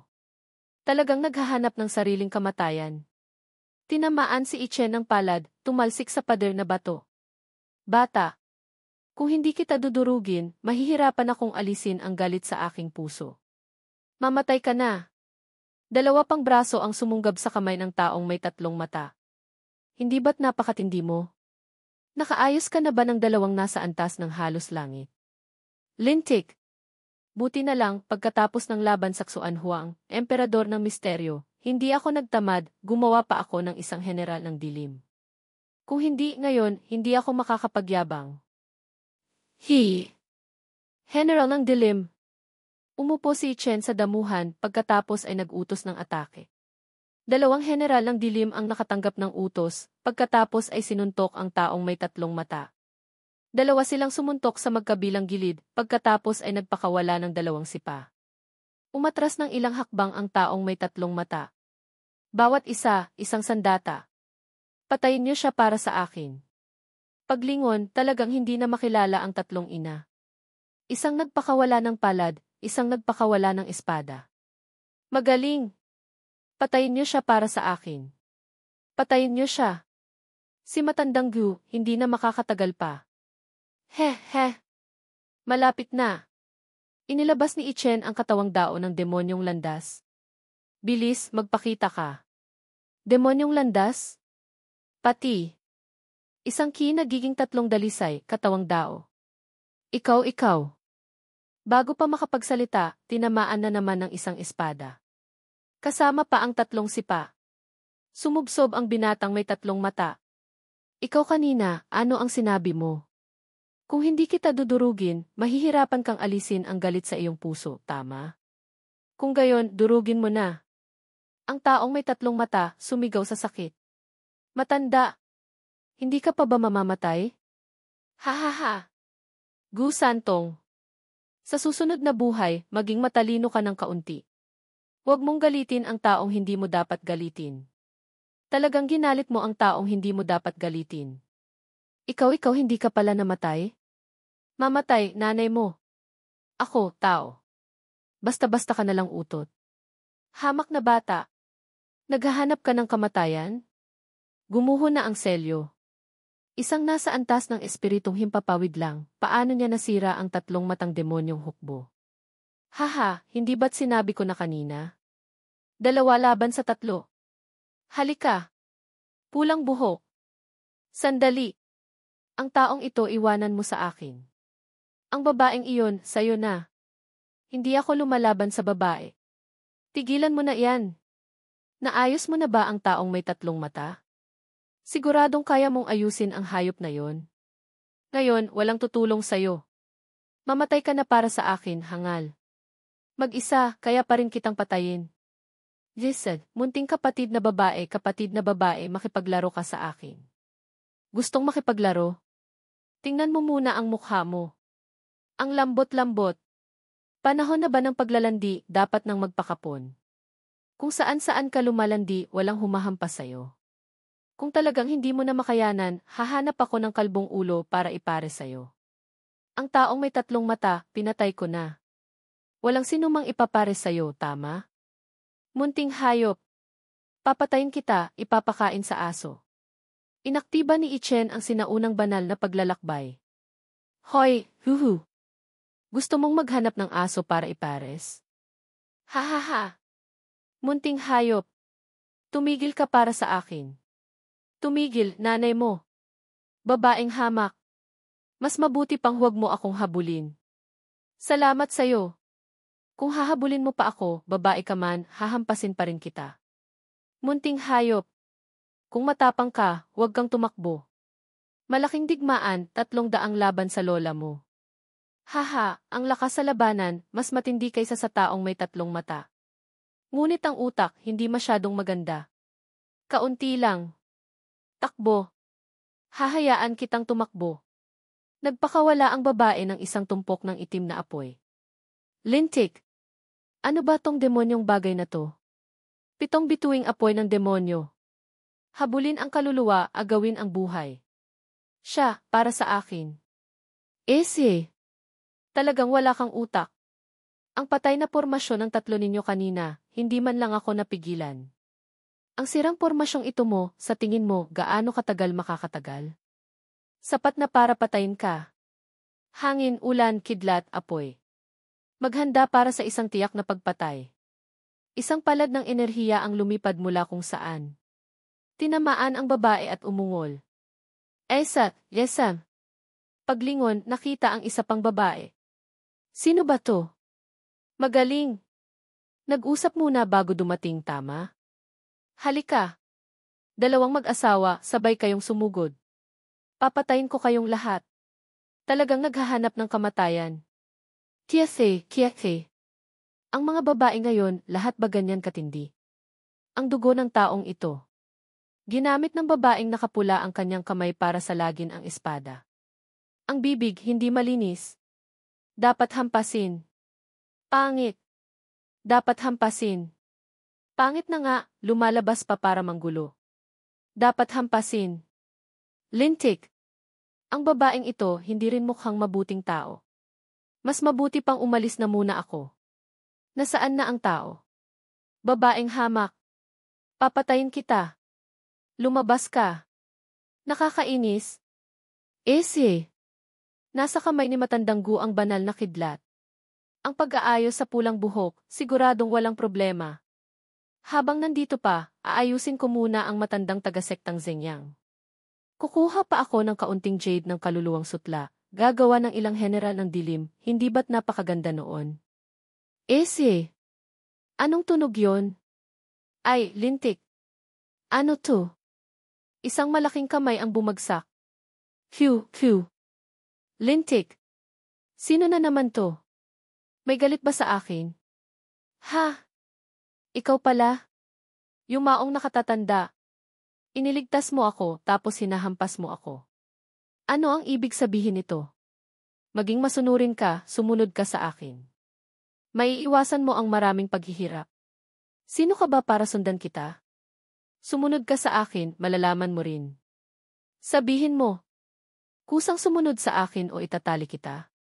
Magsalita ka. Bakit ka nakatulala dyan? Ang laki ninyong lahat. Ano ba iyan? Ang laki-laki niyan. Lu. Ikaw nangahas kang lokohin ako. Batang bastos. Tumigil ka para sa akin. May sakit ka ba? Babaeng baliw. Hindi naman kita kilala. Bakit mo ako hinahabol ng walang tigil? Ano ang gusto mong gawin? Babaeng baliw? Ikaw ang babaeng baliw. Buong pamilya mo ay babaeng baliw. Ngayon, walang sinumang makakapagligtas sa'yo. Phew. Lintik. Nakita kong babae ka kaya pinagbigyan kita. Adik ka pa sa paghampas. Kung matapang ka, halika pa. Sinaunang katawang banal ng ilang. Hindi nakapagtataka kung bakit hinahabol mo ako ng walang tigil, babaeng baliw. Hoy! Nakakainis na ako. Hampasin mo siya para sa akin. Dalawang sirang general ng dilim, gusto niyo akong ayusin. Isang sampal. Pangalawang sampal. Hiya! Babaeng baliw. Tanggapin mo ang isang espada ko. Malayo ka pa. Ang babaeng ito, hindi ordinaryo ang lakas. Maging masunurin ka, hayaan mo akong hampasin ka ng isang beses, pagkatapos ay sumama ka sa akin pabalik. Kung hindi, malalaman mo ang iyong kalalagyan. Bumalik? Bumalik, nanay mo. Ang lakas, hindi mahina. Ngunit ang iyong kakayahan, malayo pa. Susuko ka ba o hindi? Susuko. Susuko ako, nanay mo. Bawasan mo ng kaunti. Inanyayahan ni Ichen ang pamalo sa ulo. Hahampasin kita. Haha, walang hiya. Hindi ka pa ba titigil? Tinamaan ng babae ang pamalo sa ulo, pagkatapos ay nahilo. Natumba siya. Ichen, pagkakataon. Ginamit ang espada para saluhin ang puwit ng bae. Hahampasin kita. Hahampasin kita. Dahil doon, sunod-sunod na tinamaan sa puwit ang babae. Inanyayahan ng binata ang dakilang kalderong banal ng luo. Bilis, pumasok ka para sa akin. Ikaw ano ang ginawa mo sa akin? Nahigop ang babae papasok sa dakilang kaldero. Hihihi. Babaeng baliw. Komportable ka ba sa loob? Ichen. Ikaw na hayop. Nakakulong na, ang init pa rin ng ulo. Hayop. Alam mo ba kung sino ako? Bilis, bitawan mo ako. Kung hindi, mamamatay ka ng napakasama. Wala akong pakialam kung sino ka. Kung magdadaldal ka pa, maniniwala ka bang hubaran ko ang iyong damit? Kiyekhe. Sa katawan ng isang babae, ang dami palang daladalang gamit. Hihihi. Ang munting ginoong ito, kumita na naman. Hayop. Bitawan mo ako. Walang hiya. Magnanakaw. Asong kumain sa'yo. Ibalik mo ang ninakaw mong gamit sa akin. Ha. Hindi ko hinubaran ang iyong damit, swerte ka na. Gusto mo pa ng gamit? Halika. Halika rito para kunin. Ese. Pamamaraan ng paghahanap sa kaluluwa. Kiyase. Talagang napakatindi. Ang gamit ng babaeng ito hindi ordinaryo. Ang pamamaraan ng paghahanap sa kaluluwa ay isang uri ng lihim na pamamaraan na sa pilitang naghahanap sa alaala ng ibang tao. Ngunit ang paunang kondisyon ay ang antas ng kaluluwa ay dapat mas mataas kaysa sa taong hinahanapan ng alaala. Kung hindi, malaki ang posibilidad na magkaroon ng ganti. Huhu! Kung matututunan ko ito, hindi ba't kung sino ang gusto kong tingnan, yon na lang ang titingnan ko. Isang nasa antas ng espiritong himpapawid na tulad mo, gaano kataas ang antas ng iyong kaluluwa? Ang pag-aaral nito, anong silbi? Mag-ingat ka, baka magkaroon ng ganti, maging hangal ka pa. Nagsimulang mag-ensayo si Chen ng pamamaraan ng paghahanap sa kaluluwa. Tumahimik ka. Ang kaluluwa ko, antas ng langit. Maniniwala ka bang pagkatapos kong matutunan, hahanapin ko ang iyong alaala, tingnan kitang hubot-hubad. Ikaw nangangahas ka. Hindi sa pabilyon ng Shanglong. Vroom! Sa wakas, nakakolekta na ng sapat. Ang daming jade ng kaluluwang sutla. Sa pagkakataong ito, siguradong matutuwa ang pinuno. Hindi siya matutuwa. Ako ang matutuwa. Sino yon? Ibigay niyo ang jade ng kaluluwang sutla rito para mamatay kayo ng mabilis. Talagang naghahanap ng sariling kamatayan. Haha! Bilis, patayin niyo para sa akin. General ng dilim. Dalawang matanda ang hinampas hanggang sa magkapasa-pasa. Ikaw sino ka ba talaga? Hahayaan ko kayong mamatay ng malinaw. Pinagpawisan ng husto ang matanda. Si Chen. Ito paanong nangyari to? Ikaw malinaw na patay ka na, tama? Sayang. Malakas ang buhay ko. Si Haring Yama, hindi ako tinanggap. Impossible. Ang bagay na ito, hindi posible. Mauna na kayo sa daan. Si Cheng Kun, hindi magtatagal, susunod na rin sa inyo. Ay, grabe. Gusto ko lang patayin ang tao, nakalimutan kong gamitin ang pamamaraan ng paghahanap sa kaluluwa. Heh. Mabuti man o masama, lahat taga-Timog Chu. Tingnan natin kung may alaala ng hengyu, ayos na rin. Narinig niyo na ba? Ang talaan ng hangin at ulap ng dakilang Chu, na-update na naman. Isang matinding karakter ang biglang lumitaw, muntik nang patayin ng isang espada si banal na anak na huzo ng palasyo ng uhaw sa dugo. Pati ang katawang malalim na espiritu ng sektang Zengyang ay hinabol niya mula sa silangang Ling hanggang kanlurang Shu. Sino ang ganoon katindi? Kahit ang katawang tunay ng sukdulang Yin at ang katawang malalim na espiritu ay natalo lahat. Narinig kong banal na anak daw ng isang misteryosong puwersa. Mayroon ding sukdulang dugo. Dati, sina katawang malalim na espiritu at Tichen ng sektang Hengyu. Pagkatapos, ang may-ari na may 70% na pagkakatugma. Pagkatapos, may isa pang katawang tunay ng sukdulang Yin at si Deep Pidi. Ngayon, lumitaw pa ang banal na anak ng isang misteryosong puwersa. Ang dakilang Chu na ito, anong nangyayari? Ang mga matitinding tao, hindi ba't napakamura? Hindi ko alam kung sino ang mas magaling sa banal na anak ng misteryosong puwersa at kay Chen. Pati si Yin Ziping, ang may-ari na may 70% na pagkakatugma, ay tinalo rin ang katawang tunay ng sukdulang Yin at ang katawang malalim na espiritu. Kiathe. Ang batang henerasyon ng dakilang Chu, 3 lang silang ito. Sino ang mananalo, siya ang magiging hari ng dakilang Chu sa hinaharap. Ang banal na anak ng misteryosong puwersang iyon, siya ang banal na anak ng dinastyang mamamatay tao. Muntik na niyang patayin si Zhongli. Sina Huzon at Jining Shuang ay hindi niya kalaban. Pati ang asong si In Ziping. Ako, maaga o huli, papatayin kita. Hintayin mo. Kapag nagkaisa na ang Yan Huang, iyon na rin ang araw ng iyong kamatayan. Bakit ikaw lang mag-isa ang bumalik? Nasaan si Gu Santong? Huwag mo nang pakialaman. Kapag napagod na siyang maglaro, babalik din siya. Ang dakilang Chu, may bagong pangyayari na naman. Alam mo ba? Ang tinutukoy mo ba ay ang bagay tungkol sa banal na anak ng dinastyang mamamatay tao na humahabol kina katawang tunay ng sukdulang Yin at katawang malalim na espiritu? Alam mo na pala? Yitset, sa daan, maraming chismis. Gusto ko mang hindi malaman, mahirap.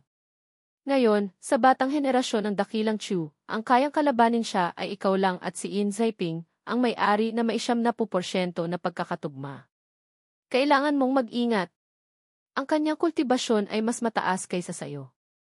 Kung hindi ka mag-iingat, malaki ang iyong malulugi. Huwag kang mag-alala. Hindi ako takot. Hindi rin ako magiging padalos-dalos ng ganyan. Tama. Inutusan kitang kolektahin ang impormasyon tungkol sa sektang Hengyu. Nahanap mo na ba?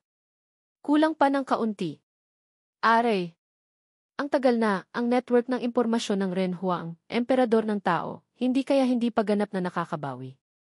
Aray, magpahinga ka muna. Lumabas ka ng 2 araw, hindi ka ba napapagod? Ikaw hindi kaya tamad ka lang? Huwag kang magkunwari sa akin. Ang banal na Panginoong ito ay lubhang hindi nasisiyahan sa iyong gawain sa impormasyon. Sabihin mo, kailan mo ibibigay sa akin ang impormasyon? Malapit na. Malapit na. Kapag may balita, agad kong ipapaalam sa'yo. Tamad ka lang, di ba? Nagpadala ng puso si Hong Chen Xiao. Hintayin mo pa. Kapag sapat na ang lakas ng Yanhuang namin, tiyak na babalik ako para lumaban kasama mo. Sumiklab ang apoy. Isang walang pangalan ang pinino ni Ichen ng selyo. Napabuntong hininga si Ichen. Jisad, ang katawan, mas malakas kaysa kinalian, kidlat na apoy, at Fengyi, pakpak ng hangin, ng malaki. Kiathe. Ang banal na apoy ko, ang pagpino, maganda rin. Ha ha ha. Tatawagin kitang Huzen, tunay na apoy. Marami pang sangkap. Sayang, ang katawan ng nasa antas ng halos langit, walang oras. Masyadong mahigpit. Sa susunod, 9 na antas na lang ng kawalang espiritu ang magagamit. Banal na Panginoon, ang mga sangkap na inayos ninyo dati para hanapin namin, nahanap na namin lahat. CJ, pagod na kayo. Kayo, lahat ay matagal nang nasa 8 antas ng kawalang espiritu. Bawat isa, kumuha ng 1 pildoras. Magkulong kayo para umangat ng antas. Kailangan kayo ng Yanhuang para umangat sa 9 na antas. Hindi. Pildoras na pinagmulan ng kawalang espiritu. Maraming salamat, banal na Panginoon. Hindi na kailangan ng pasasalamat. Hanapin niyo ang 9 na taong ito para sa akin, pagkatapos ay magkulong na kayo para mag-ensayo. Sumusunod sa utos. Banal na Panginoon, ang mga sangkap sa itaas, kung ilan ang meron, yon ang hanapin niyo para sa akin. Ang batong espiritu na magagastos, pumunta kayo sa pabilyon ng batong espiritu ng Yanhuang para kunin. Ang pera, hindi problema. Ang mahalaga ay mahanap niyo ang mga sangkap para sa akin. Mas marami, mas maganda. Sumusunod sa utos. Pildoras na pinagmulan ng kawalang espiritu. Ako, gagawa ako ng maramihan para sa inyo. Lumabas ang pildoras. Lumabas ang pildoras. Lumabas ang pildoras. Ang kaldero ng pildoras ay nag-aapoy ng gintong apoy. Serye ng mga pildoras ang lumabas. Humihingal si Ichen. Tawagin mo pa ang 9 na nasa 8 antas ng kawalang espiritu para sa akin. Si Huang Dashan ay umangat na sa 9 na antas ng kawalang espiritu. Pati si nakatatandang Peng ay umangat na rin. Pati si nakatatandang Yang ay umangat na rin. Ano ang ginagawa nyo? Tapos na ba ang usapan? Kapatid na babae, ano sa tingin mo? 80% ay si Ichen ang gumawa ng pildoras ng espiritu. Sinabi ni Huang Dashan na binigyan siya ni Ichen ng 1 pildoras ng pinagmulan ng kawalang espiritu. Pildoras na pinagmulan ng kawalang espiritu. Hindi kaya ang daming taong nag-breakthrough sa 9 na antas ng kawalang espiritu ay dahil binigyan sila ni Ichen ng pildoras ng pinagmulan ng kawalang espiritu. Mas lumakas pa ngayon ang apoy. Patuloy na gumagawa ng pildoras si Ichen. 1 tumpok ng pildoras ng pinagmulan ng kawalang espiritu ang lumabas. Phew! Bata! Baliw ka na ba? Ang sinaunang katawang banal ng ilang, hindi rin mapipigilan ang ganitong paggawa. Heh! Sino ang nagsabing ako ang banal na Panginoon? Baliw na! Talagang baliw na! Ang sobrang pagkonsumo ng espiritual na lakas at kas ng kaluluwa, maaga o huli, makakasira sa pundasyon. Bawasan mo ng kaunti ang paggamit. Huwag kang mag-alala. Hindi ako mamamatay. Narinig kong noong nakaraang panahon, may isang misteryosong tao na muntik ng patayin ang katawang malalim na espiritu. Ang bagay na ito, siguradong alam mo. Ang bagay na ito, paano naman hindi malalaman? Nagtataka ako, ha? Ang dakilang Chu, ganyan kalaki, saan nanggaling ang ganito karaming sukdulang dugo? Katawang malalim na espiritu, katawang tunay ng sukdulang yin, sinaunang katawang banal ng ilang, pati. Katawang banal ng paglipol. Ang mga ito, kahit ilagay pa sa kontinente ng Xuanhuang at sa lahat ng kalangitan at 10,000 kaharian, lahat ay matabang paing. Katawang banal ng paglipol. Ano to? Sukdulang dugo rin ba? Tama. Sila ay nagmamana ng isang sinaunang banal na imbakan sa bawat henerasyon. Gumagamit ng pagpatay para patunayan ang landas.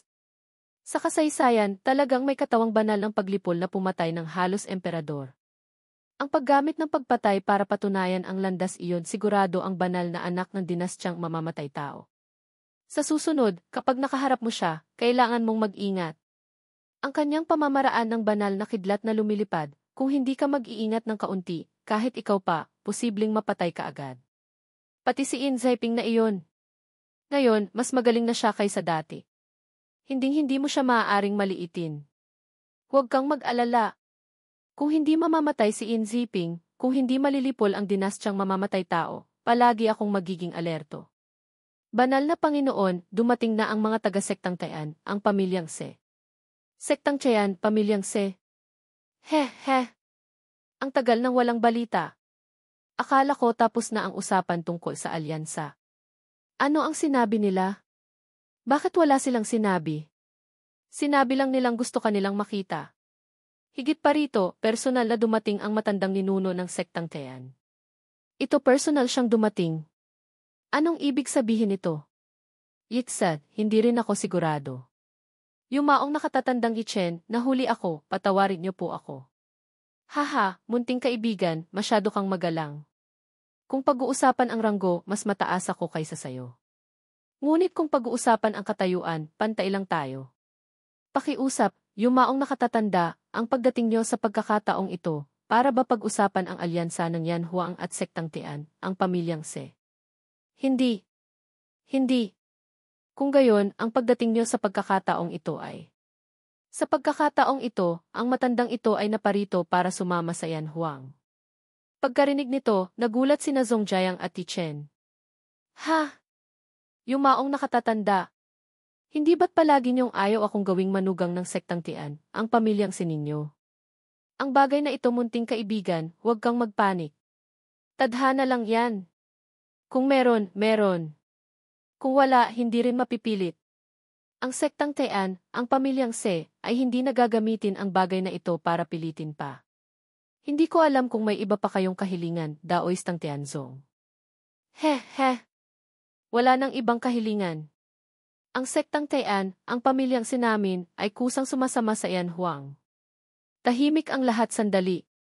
Yumaong nakatatanda, ang salita ng Ginoo, hindi na mababawi pa. Ang sektang Tian, ang pamilyang sinamin, ay lilipat sa loob ng 3 araw. Banal na Panginoon, ano sa tingin nyo? Kung gayon, syempre napakabuti. Bilis, tayuan natin ng banal na bundok ang Yan Huang. Binabati ko kayo sa pagdating. Ang mga bagay na ito, hindi kailangang magmadali, dahan-dahan lang gawin. Banal na Panginoon, tingnan nyo. Ang sektang Tian namin at ang Yan Huang, iisang pamilya na rin.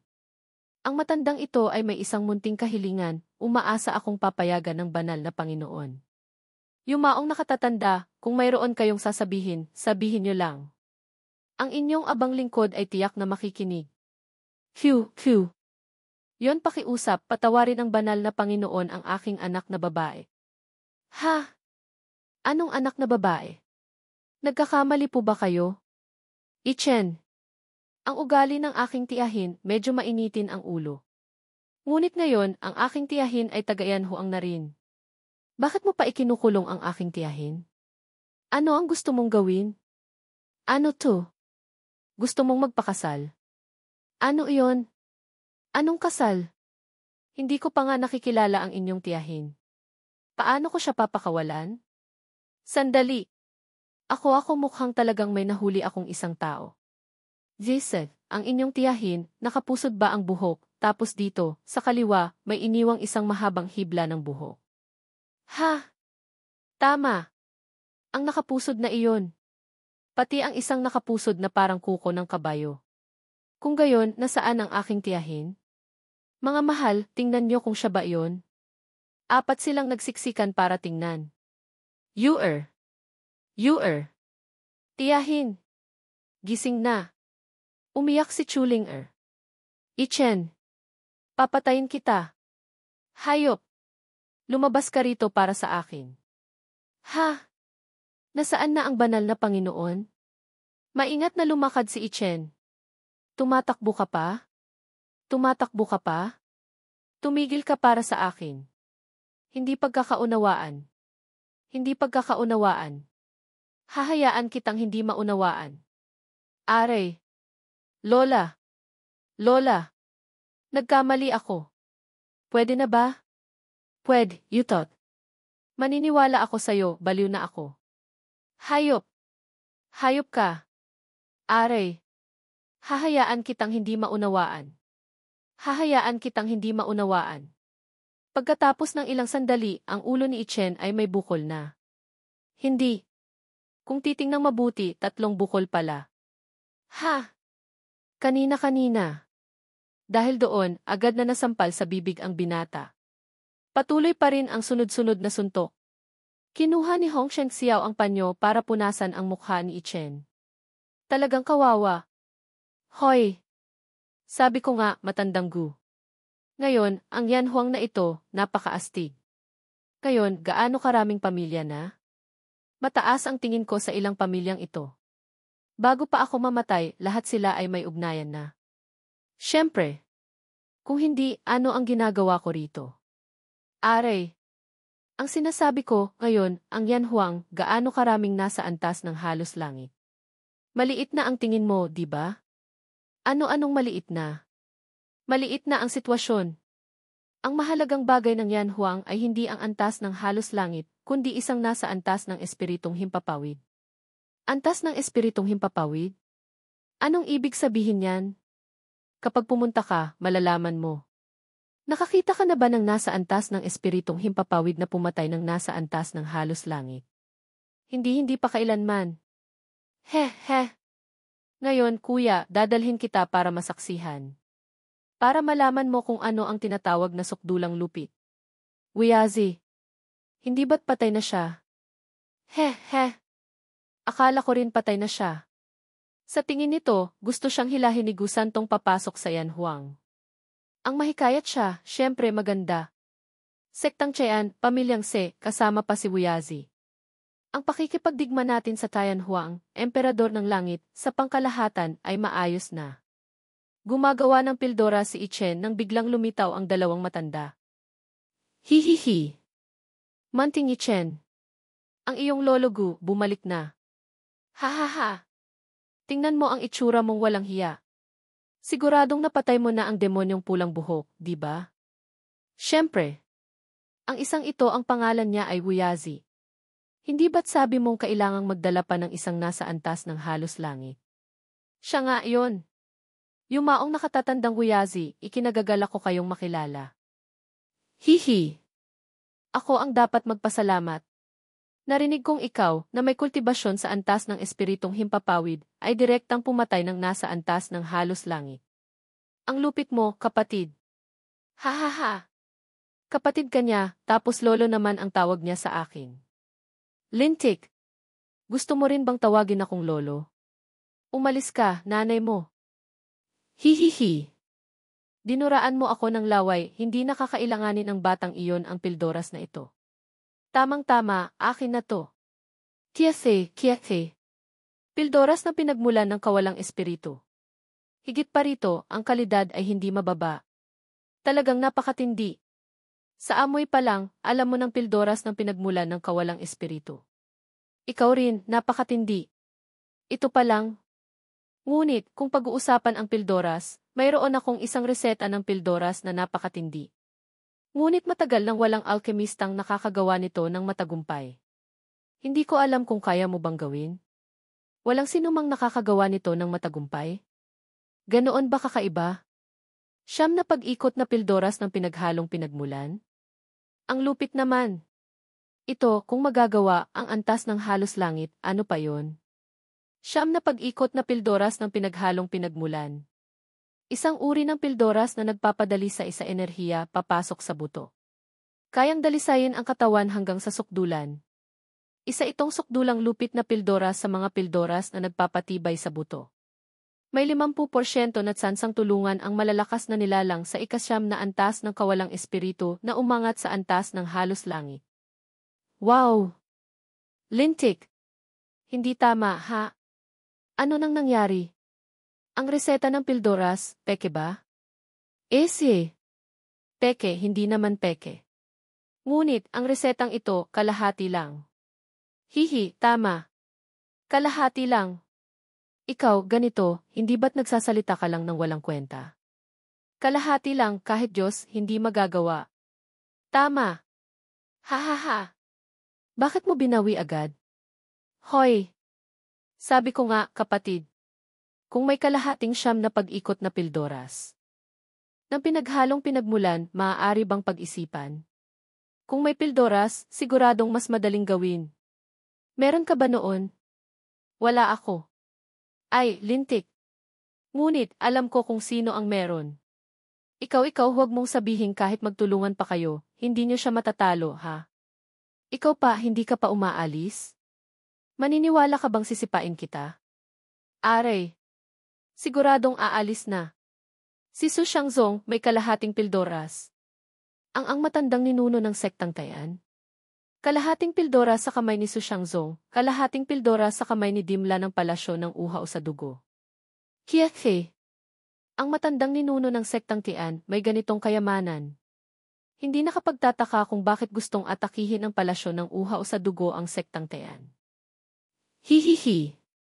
Narinig kong ang batang ikaw ay itinali ang pinakamamahal na anak na babae ni Su Xiangzong. Noong panahong iyon, hindi ko naman alam na siya yon. Lintik na nanay. Dahil sa bagay na ito, hinampas pa ako ng isang beses. Ano ang iniisip mo? Hindi mo alam kung gaano karaming tao ang nakapila para maging manugang ni Su Xiangzong. Ikaw naman, ang galing mo. Direktang tinanggihan. Ang anak na babae ni Su Xiangzong, hindi ba't si Chuling yon? Hindi. Iyon ay ang dalagang may sukdulang dugo. Ang lakas, sukdulan. Ang pagpapakasal sa kanya, napakalaking biyaya. Si. Ang biyayang ito, kung gusto mo, ikaw ang kumuha. Isang sampal niya, kayang wasakin ang iyong dignidad. Maanghang na sili. Gusto ko, too. Ang taong ito, pangunahin, kukunin ko para maging asawa sa bahay. Kiathe. Ngumiti si Uyazi ng may kahalayan. Ha? Dalawang mahal, gusto niyo bang? Pumunta ka sa tae. Ikaw na mahalay. Ikaw na walang modo. Walang hiya. Kung kukunin man, ako ang kukuha. Lintik. Ikaw rin, tigilan mo na. Pareho kayong walang mabuti. Haha, nagbibiro lang ako. Umalis ka. 3 araw pagkatapos, ang sektang Tian, ang pamilyang Se, ay sumama sa Yan Huang. Mga yumaong nakatatanda, ang malayong paglalakbay, pagod na kayo. Pakiusap, pumasok kayo para magpahinga. Pumasok kayo para magpahinga. Ang banal na Panginoon, napakamagalang. Kami ay humahanga. Nagbibigay pugay ang munting dalaga sa banal na Panginoon ng Yan Huang. Ako rin, nagbibigay pugay. Ako rin, nagbibigay pugay. Mag-asawa, magbigay pugay? Pwede ba? Ayaw ko sa mga taong nagsasamantala sa akin. Hindi po, hindi po. Pakiusap, pumasok na kayo. Bilis, magpahinga na kayo. Bilis, magpahinga na kayo. Mag-asawa, magbigay pugay? Hindi po, hindi po. Ano ba to? Bilis, umalis ka sa harap ko. Natututo kang magsalita tulad ng iba. Loro ka ba? Ang dalawang ito, mas mabuti pang huwag mo nang asahan. Kailangan mo munang ayusin ang aking tiyahin bago pag-usapan ang iba. Ha ha ha. Umalis ka. Umalis ka. Tulungan mo ako. Ay, lintik. Chulinger. Ikaw, mabuti man o masama, dapat magpaalam ka muna bago ka pumasok, di ba? Gusto mo pang magpaalam? Mag-ingat ka, baka hampasin ka ulit ng mga tao. Masyado kang maraming oras, di ba? Inutusan kitang magtanong tungkol sa sektang Hengyu, ang bagal-bagal mo. Gusto mo bang magtamad-tamaran? Si Su Xiangzhe ng sektang Tian, ang pamilyang Se, nagbibigay pugay sa banal na Panginoon ng Yan Huang. Hindi po, hindi po. Yumaong nakatatanda, ang paglalakbay, napagod na kayo. Bilis, pumasok kayo para magpahinga. Yumaong nakatatandang Su Xiangzong, bumaba na. Tatay. Nasugatan ka? Sino ang gumawa nito? Heh. Ayos lang. Yumaong nakatatanda, nakaharap kayo ng kaaway. Hindi kaaway. Nakaharap ko si Nanming Yushu. Hindi ko lang alam kung bakit naging ganito ang kanyang kalagayan. Nanming Yushu. Ngayon, paano na siya? Saan na siya nagpunta? Hindi ko alam kung bakit naging isang naglalakad na bangkay. Ngunit ang kanyang lakas ay mas malakas kaysa dati. Ako at si Yuer, nagtulungan kami, hindi pa rin namin siya napigilan. Hindi lang ako, pati si Yuer ay malubhang nasugatan. Dalawa-dalawa kayong nagtulungan, hindi pa rin kayo kalaban niya. Magpadala ng tao para imbestigahan ang kinaroroonan ni Nanming Yushu. Bilis! Nakita mo na ba si Nanming Yushu dati? Heh. Minsan kaming magkasamang pumasok sa 10,000 dakilang bundok. Sa panahong iyon, nagkahiwalay kami. Ako rin, noong panahong iyon, nakilala ko si Yumaong nakatatandang Zongyan. Siya, noong panahong iyon, ang nagpasa sa akin ng singsing na jade ng malalim na kalakal. Pagkatapos kong lumabas, siya ay nasa estado na ng kabaliwan. Kahit gusto ko siyang pigilan, wala akong magawa dahil hindi sapat ang aking lakas, kaya nawala ko siya. Hindi nakapagtataka kung bakit noong nakaraang beses, ang malakas na misteryosong tao ay gumawa ng gulo sa sinaunang lungsod ng Tianlong. Kahit si Dugu ay nasugatan, si Nanming Yushu ay hindi lumitaw. Heh. Isang henerasyon ng pinuno, ganoon na lang nabaliw. Ang 10,000 dakilang bundok talagang. Ang kanyang pagkakakilanlan ay hindi simple. Siya ang anak na babae ni Emperador Xuan. Anak na babae ni Emperador Xuan. Si Emperador Xuan ay nawala ng hindi bababa sa 5,000 taon. Si Nanming Yushu, maaaring mabuhay ng ganoon katagal? Ang bagay na ito si Chuling hindi ba't isinara rin siya, pagkatapos ay ngayon lang inalis ang selyo. Si Nanming Yushu ay ganoon din. Mas matagal lang ang panahon. Bilis, mag-imbestiga kayo. Malapit nang magsimula ang digmaan sa Tianhuang, Emperador ng Langit. Kung lalabas siya para manggulo sa panahong iyon, magiging napakagulo. Heh. Hindi ko rin alam kung papayag ba ang matandang ninuno ng sektang Tian na ipahiram sa akin ang kalahating siyam na pag-ikot na pildoras ng pinaghalong pinagmulan na iyon. Sila, sumama sa Yanhuang ng walang kondisyon. Ako pa, ang kapal ng mukha kong humingi ng gamit sa kanila. Lintik. Talagang medyo walang hiya. Sino iyon? Binibining. Binibining Chu. Ikaw ano na naman ang gusto mong gawin? Ano ang gagawin? Siyempre, ayusin kita. Bata. Ako, mula nang ipanganak, hindi pa ako napahiya ng ganito. Ninakaw mo ang gamit ko, ibalik mo. Ibalik. Bitawan mo muna ang kamay mo. Nakadagan ka sa akin, paano ko ibabalik? Maging masunurin ka. Huwag kang gumawa ng kalokohan. Kung hindi, hahampasin kita hanggang mamatay. Sinabi ko ng hindi pagkakaunawaan. Noong panahong iyon, hindi ko naman alam na ikaw si Chuling Sinasabi ko ba to? Hoy! Sinasabi ko ba to? Ay! Phew! Ang sakit! Ikaw titigil ka na ba? Tatanungin kita. Hindi ba ako karapat-dapat sa'yo? Nangahas ka pang tanggihan ako. Ang pagtanggi, ako ang unang tumanggi. Ay, grabe. Ito, kasalanan ko pa? Siyempre, kasalanan mo. Ano ang gusto mong gawin, tiyahin? Tutal, ganito na rin naman. Ngayon, magmakaawa ka sa akin. Magmakaawa kang pakasalan kita. Pagkatapos, tatanggihan kita. Ako, tiyahin, kailangang makabawi ng kaunting mukha. Lintik, may sakit ka ba? Hating gabi na, hindi ka pa nagsusumikap mag-ensayo, ito lang ang iniisip mo, hindi mo binibitawan. Wala ka bang magawa? Gusto ko, tiyahin. Sabihin mo lang, magmamakaawa ka ba o hindi? Ako, hindi ako magmamakaawa. Bilis na. Magmamakaawa ako, nanay mo. Kakatalon pa lang, nahawakan na ni Chuling ang kanyang paa. Agad na tinamaan ng kame-kameha. Magmamakaawa ka ba? Aray. Magmamakaawa ka ba? Ha? Hindi magmamakaawa. Hating gabi na, pinapatulog mo pa ba ang iba? Sino yan? Ano ang ingay na iyan?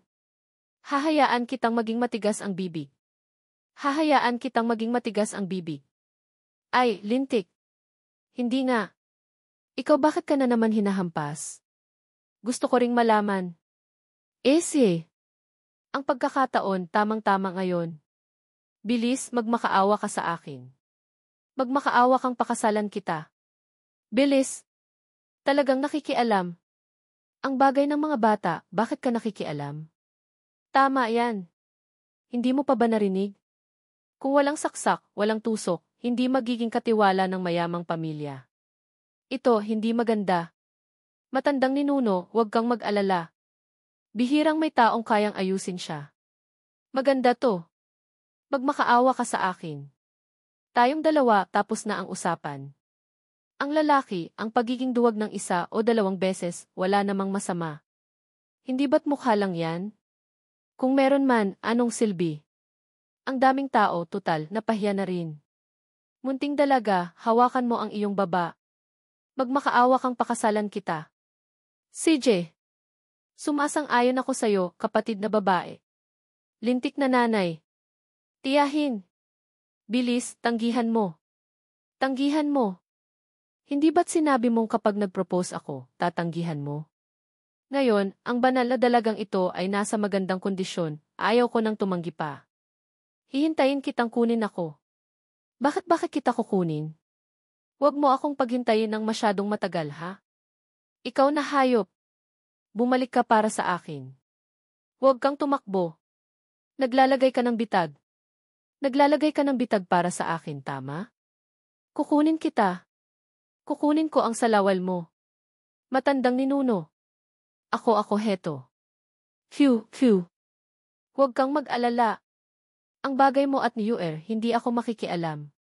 Narinig ko kay Wuyazi na gusto mong hiramin sa akin ang kalahating siyam na pag-ikot na pildoras ng pinaghalong pinagmulan. Ah! Tama!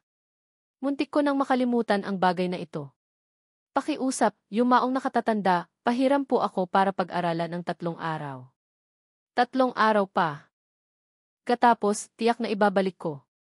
Ano po ang iniisip ng yumaong nakatatanda? Siyempre pwede. Ngunit, ang matandang ito ay may isang munting kondisyon. Gisat, hindi ba tungkol pa rin sa pag-aasawa yan? Hindi. Sinabi kong hindi ako makikialam, hindi ako makikialam. Kung talagang kaya mong gawin ang siyam na pag-ikot na pildoras ng pinaghalong pinagmulan, maaari mo bang itira ang isang pildoras para sa akin? Pwede ba? Kung gayon, napagkasunduan na natin.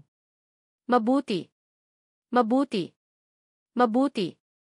Ang matandang ito ay nagpapasalamat na muna. Hihi. Ang dapat magpasalamat ay ang inyong abang lingkod. Ang siyam na pag-ikot na pildoras ng pinaghalong pinagmulan, gaano kahirap gawin? Titingnan ko lang ang kalahating pildoras ninyo, tapos gusto niyo ng isang pildoras ko. Kiase. Ang negosyong ito, kayo ang kumita lahat. He. Siyam na pag-ikot na pildoras ng pinagmulan.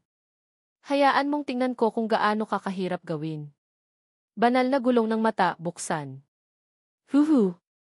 Ang gumagawa ng pildoras ay isang babae. Hindi pa ako nakarinig ng babaeng alkemista na ganoon kalupit. Bishiling si damo, zimanlo o bulaklak, kayuling prutas mahigit 600 uri. Ganito, masyadong marami. Marami pa akong hindi alam. Lintik. Ang paghahanap lang ng sapat na mga halamang espiritu at gamot na espiritu na ito, ilang panahon na ang lilipas. Maaari ko lang isulat ng paunti-unti pagkatapos ay dahan-dahang hanapin. Ang mga halamang espiritu at apoy na espiritu na hindi ko alam, maaari ko lang subukang hanapin muna, pagkatapos ay subukan ng paunti-unti. Sa bawat tao, may isang piraso ng jade slip, nakasulat ang napakaraming uri ng halamang espiritu at bulaklak na espiritu. Kailangan ko ang mga halamang espiritu na ito. Mas marami, mas maganda. Mas mabilis, mas maganda. Naiintindihan ba? Naiintindihan na po. Lahat, umalis na kayo. Vroom! Susunod, ang Tian Huang, Emperador ng Langit na. Tinawag kaming lahat, mayroon ba kayong sasabihin? Mga mahal. Ako ang banal na Panginoon ng Yan Huang. Sa tingin ko, ang oras para makipagdigma tayo sa Tianhuang, Emperador ng Langit, ay dumating na. Ang paksang kailangang pag-usapan ngayon ay kung paano natin ayusin ang Tianhuang, Emperador ng Langit. Mga mahal, pakiusap, ibigay niyo muna ang inyong mga opinyon. Bago ang panloob na digmaan ng Yanhuang, kailangan nating pag-isahin ang ating mga opinyon. Tanging sa ganitong paraan lang natin matatalo ang kaaway at mananalo. Kailangan bang buksan ang laban? Kung hindi lalaban, hindi masyadong posible. Kung hindi natin sila lalabanan, sila ang lalaban sa atin. Hindi ko sinabing hindi lalaban. Ang ibig kong sabihin, subukan muna natin kung maaaring lutasin sa mapayapang paraan. Ang mapayapang paglutas, syempre pinakamaganda. Ngunit sa pagkakaalam ninyong tatlo kay Zongsu, susuko ba siya? Halos impossible. Oo kaya, subukan ko. Tutal, ito ay digmaan. Higit pa rito, sa likuran, may mga puwersa tulad ng palasyo ng uhaw sa dugo na nakikialam. Ang pagiging magalang muna bago ang dahas ay isang paraan. Ngunit kung hahampasin natin ang damo para takutin ang ahas, mawawala sa atin ang pagkakataong umatake ng hindi inaasahan. Kung gayon, mga kasama sa sekta, ang paglaban dapat linawin muna bago lumaban. Maraming salamat sa inyong pag-unawa, banal na Panginoon. Heh. Umaasa akong si Zongsu ay katulad ninyo, may kaunti pang natitirang pagmamahal sa samahan ng mga kapatid sa sekta. 9 na oras pagkatapos. Pagkatapos ng hindi mabilang na pagbabago sa detalyadong estratehiya, natukoy na ito. Si Hong Shenxiao ay pumunta sa Tianhuang, Emperador ng Langit, umaasang makukumbinsi si Zongsu at mapayapang mapag-iisa ang Yanhuang. Ang iba, bawat isa ay may kanya-kanyang gawain. Ang Yanhuang, mula noon, ay pumasok na sa estado ng buong hukbong naghahanda para sa digmaan. Banal na Panginoon, sa tingin mo, ang paglalakbay ng kapatid mong babae, ilang porsyento ang pag-asa? Sa katunayan, alam niyo namang lahat, wala pang isa 0%. Heh. Tama. Sa katunayan, iniisip din ako ng kapatid kong babae. Tutal, ang aking kultibasyon ay hindi na makakayanan pa ang pagpapahira. Yumaong nakatatanda ang inyong kultibasyon. Heh. Ang peking buto, ayos pa rin. Kung hindi magkakaisa ang Yanhuang, hindi ako mangangahas mamatay. Kahit mamatay, wala akong mukhang ihaharap sa guro at sa aking kapatid sa kabilang buhay. Yumaong nakatatanda, walang mangyayari sa inyo. Ang Yanhuang, tiyak na magkakaisa. Heh. Kapag nagkaisa na ang Yanhuang, makakabalik na ako. Kapag nakita ako ng guro, siguradong magugulat siya. Haha! Ang tagal nang itinago. Mas mabuti pang hintayin na lang pagkatapos magkaisa ang Yanhuang. Paumanhin, binata. 15, 16 na, 17, 26, 27. Bata. Ano ang gusto mong gawin? Ang daming pildoras ng pinagmulan ng kawalang espiritu. Siguradong makakatulong sa aking umangat sa antas ng kawalang espiritu. Hihe, hindi mo ba nakikita? Ang munting ginoong ito, gutom na, gustong kumain ng pritong mani. Lintik na nanay. Ang pildoras ng pinagmulan ng kawalang espiritu, napakalakas ng espiritual na enerhiya. Karaniwan, kapag kumakain ng isang pildoras, kailangang isabay sa ibang pildoras. Lintik. Kinakain mo pa na parang pritong mani. Ikaw, kahit may dantian ka, may dugo ng haring dragon na demonyo, may pinagmula ng sinaunang katawang banal ng ilang, kung gusto mong piliting umatake sa antas ng kawalang espiritu, kung hindi ka mag-iingat, sasabog ka rin. Wala nang oras. Malapit nang magsimula ang digmaan. Kung makakaangat ako sa antas ng kawalang espiritu, tiyak na tataas ng husto ang aking lakas sa labanan. Sa sitwasyong hindi gagamitin ang general ng dilim at ang bawal na pamamaraan ng banal na gulong, kaya ko ring patayin ang ordinaryong nasa antas ng halos langit. Sa ganoong paraan, magkakaroon pa ng isang bahagi ng pagkakataong manalo. Kahit anong mangyari, kailangang subukan. Higit pa rito, kung makakapag-breakthrough ako ng tuluyan, maaari akong, sa labanan sa Tianhuang, Emperador ng Langit, magpakawala ng isang sukdulang banal na pagdurusa. Patayin ang mga asong iyon. Sa ganoong paraan, ang pinsala sa Yanhuang namin ay mababawasan sa pinakamababa. Baliw na. Ang batang ito, baliw na.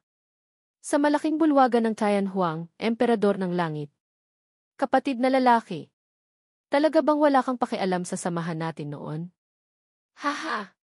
Kapatid na babae. Isang salita mo lang, gusto mong sumuko ang Tianhuang, emperador ng langit, ko sa Yanhuang. Ano sa tingin mo? Nasaan ang utak mo? Kung buhay pa ang guro, magsasalita ka pa ba ng ganito? Huwag mo siyang banggitin sa akin. Saan ako mas mababa kaysa kay Song Yan? Mas bagay akong maging banal na Panginoon ng Yanhuang kaysa sa kanya. Ngunit hindi niya ipinasa sa akin. Ngayon, ako ang banal na Panginoon ng Tianhuang, emperador ng langit, naghahari sa kanlurang Ling. Ang hindi ibinigay sa akin ng guro, ako mismo ang kumuha. Ngayon, kung gusto ko ng hangin, may hangin. Kung gusto ko ng ulan, may ulan. Bakit pa ako babalik sa Yanhuang? Babalik para magtiis ng pagmamaltrato ni Zhong Jiang. Heh. Kung gayon, ako ang nanggulo. Paalam na. Kapatid na babae, dahil dumating ka na, huwag ka nang magmadaling umalis. Ano ang ibig mong sabihin, kapatid na lalaki? Bihira kang dumating sa Tianhuang, emperador ng langit ko. Ako, na iyong kapatid na lalaki, napakalapit sa'yo. Manatili ka pa ng ilang araw bago ka umalis. Lahat-lahat nasa antas ng halos langit. Hintayin mong maayos ko ang Yanhuang, tayo pa rin ay iisang pamilya. Sumigaw si Ichen. Nag-breakthrough sa unang antas ng kawalang espiritu. Anong nangyari? Ang ganito kalaking ingay. Ano ang ginagawa ng banal na Panginoon? Sa pilitang nagbe-breakthrough sa antas ng kawalang espiritu. Lintik. Ang batang ito, nababaliw na. Kinakalkula ko, kailangan pa niya ng kalahating taon bago makaangat ng antas. Ngayon, sa pilitang umaangat ng antas, malamang ay gumagamit ng panlabas na puwersa. Kiyafe. Ang sa pilitang pag-breakthrough sa antas, natatakot akong mag-iiwan ng ilang pinsala. Humihingaw si Ichen. Banal na pagdurusa. Lintik. Banal na pagdurusa. Lintik na iyan. Ang batang ito, hindi kaya gusto niyang dumaan sa pagdurusa sa Yanhuang. Kung dadaan siya sa pagdurusa rito, masisira ang buong Yanhuang. Lintik. Maghanda ng tumakbo. Dagat ng kidlat ng banal na pagdurusa. Hindi ba't biro lang to? Bakit nawala na?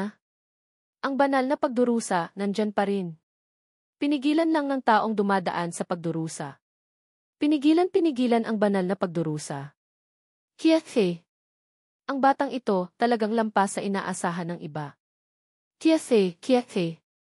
Kakalabas mo lang sa itim na butas, 3 hanggang 5 buwan pa lang, mula sa antas ng tunay na yang, diretsong lumipad sa antas ng kawalang espiritu. Lintik. Ang swerte mo, masyadong pula. Q. Huwag kang magsalita ng walang kwenta. Ako, na umangat na ng antas, tapos pupunta ka para sabihing swerte ako. 2 beses na ganti dati, muntik na akong mamatay, hindi mo ba nakita? Hihi. Bata. Talagang mapusok ka. Sa iyong katawan, hindi rin kakaunti ang sukdulang alas. Ngunit, pagkakataong ito, ang sapilitang pag-breakthrough, ang pinakamahalaga, sa katunayan, ay ang pagpigil sa unti-unting humihinang mahiwagang puwersa ng dakilang Chu. Unti-unting humihina. Ang ibig mong sabihin, ngayon, ang dakilang Chu ay posibleng magkaroon na ng malalakas na nilalang sa antas ng langit. Hindi lang antas ng langit. Kahit antas ng hari at antas ng banal, napakalaki ng posibilidad. Hindi ko alam kung bakit. Dahil unti-unting humihina ang puwersang iyon, kaya mas madali nang umangat ng antas ang mga naglilinang ng dakilang Chu kaysa dati. Kagabi, ang sektang Zhengyang ay sunod-sunod na naglabas ng 2 nasa antas ng halos langit. 2 tao. Lintik na nanay. Kakadating ko lang sa antas ng kawalang espiritu, naghahanda pa akong magyabang. Mabuti man o masama, ako rin ay walang kapantay sa ilalim ng antas ng langit. Ngayon, maganda na. Kahit antas ng hari at antas ng banal ay malapit ng alisin ang selyo. Sa huli, isa pa rin akong hamak na hipon. Ha. Sukdulang dugo. Ang sinaunang katawang banal ng ilang, hipon ba? Gusto mo akong pagtawanan? Tama. Ang banal na pagdurusa mo sa pagkakataong ito, magiging ibang-iba. Boom! Ang banal na pagdurusa ng sukdulang dugo, hindi dapat tawaging banal na pagdurusa, dapat tawaging banal na parusa. Kung hindi mo maaayos ng mabuti, papatayin ka nila. Bata, kailangan mong mag-ingat ng kaunti. Are, bukas, makikipaglaban na ako sa Tayan Huang, Emperador ng Langit. Huwag mo akong takutin, pwede ba? Ha? Hindi kita tinatakot.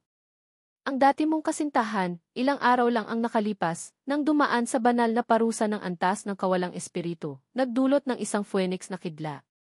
Muntik nang mawasak ang kanyang kaluluwa. Si Jining Shuang, umangat na rin sa antas ng kawalang espiritu. Lintik!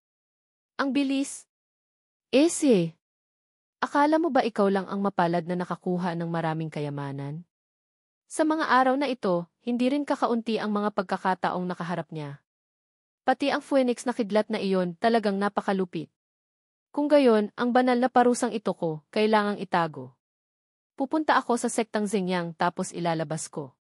Ang mga asong patay ng sektang Xingyang, tamang-tama, mawasak ang kanilang kaluluwa. Haha!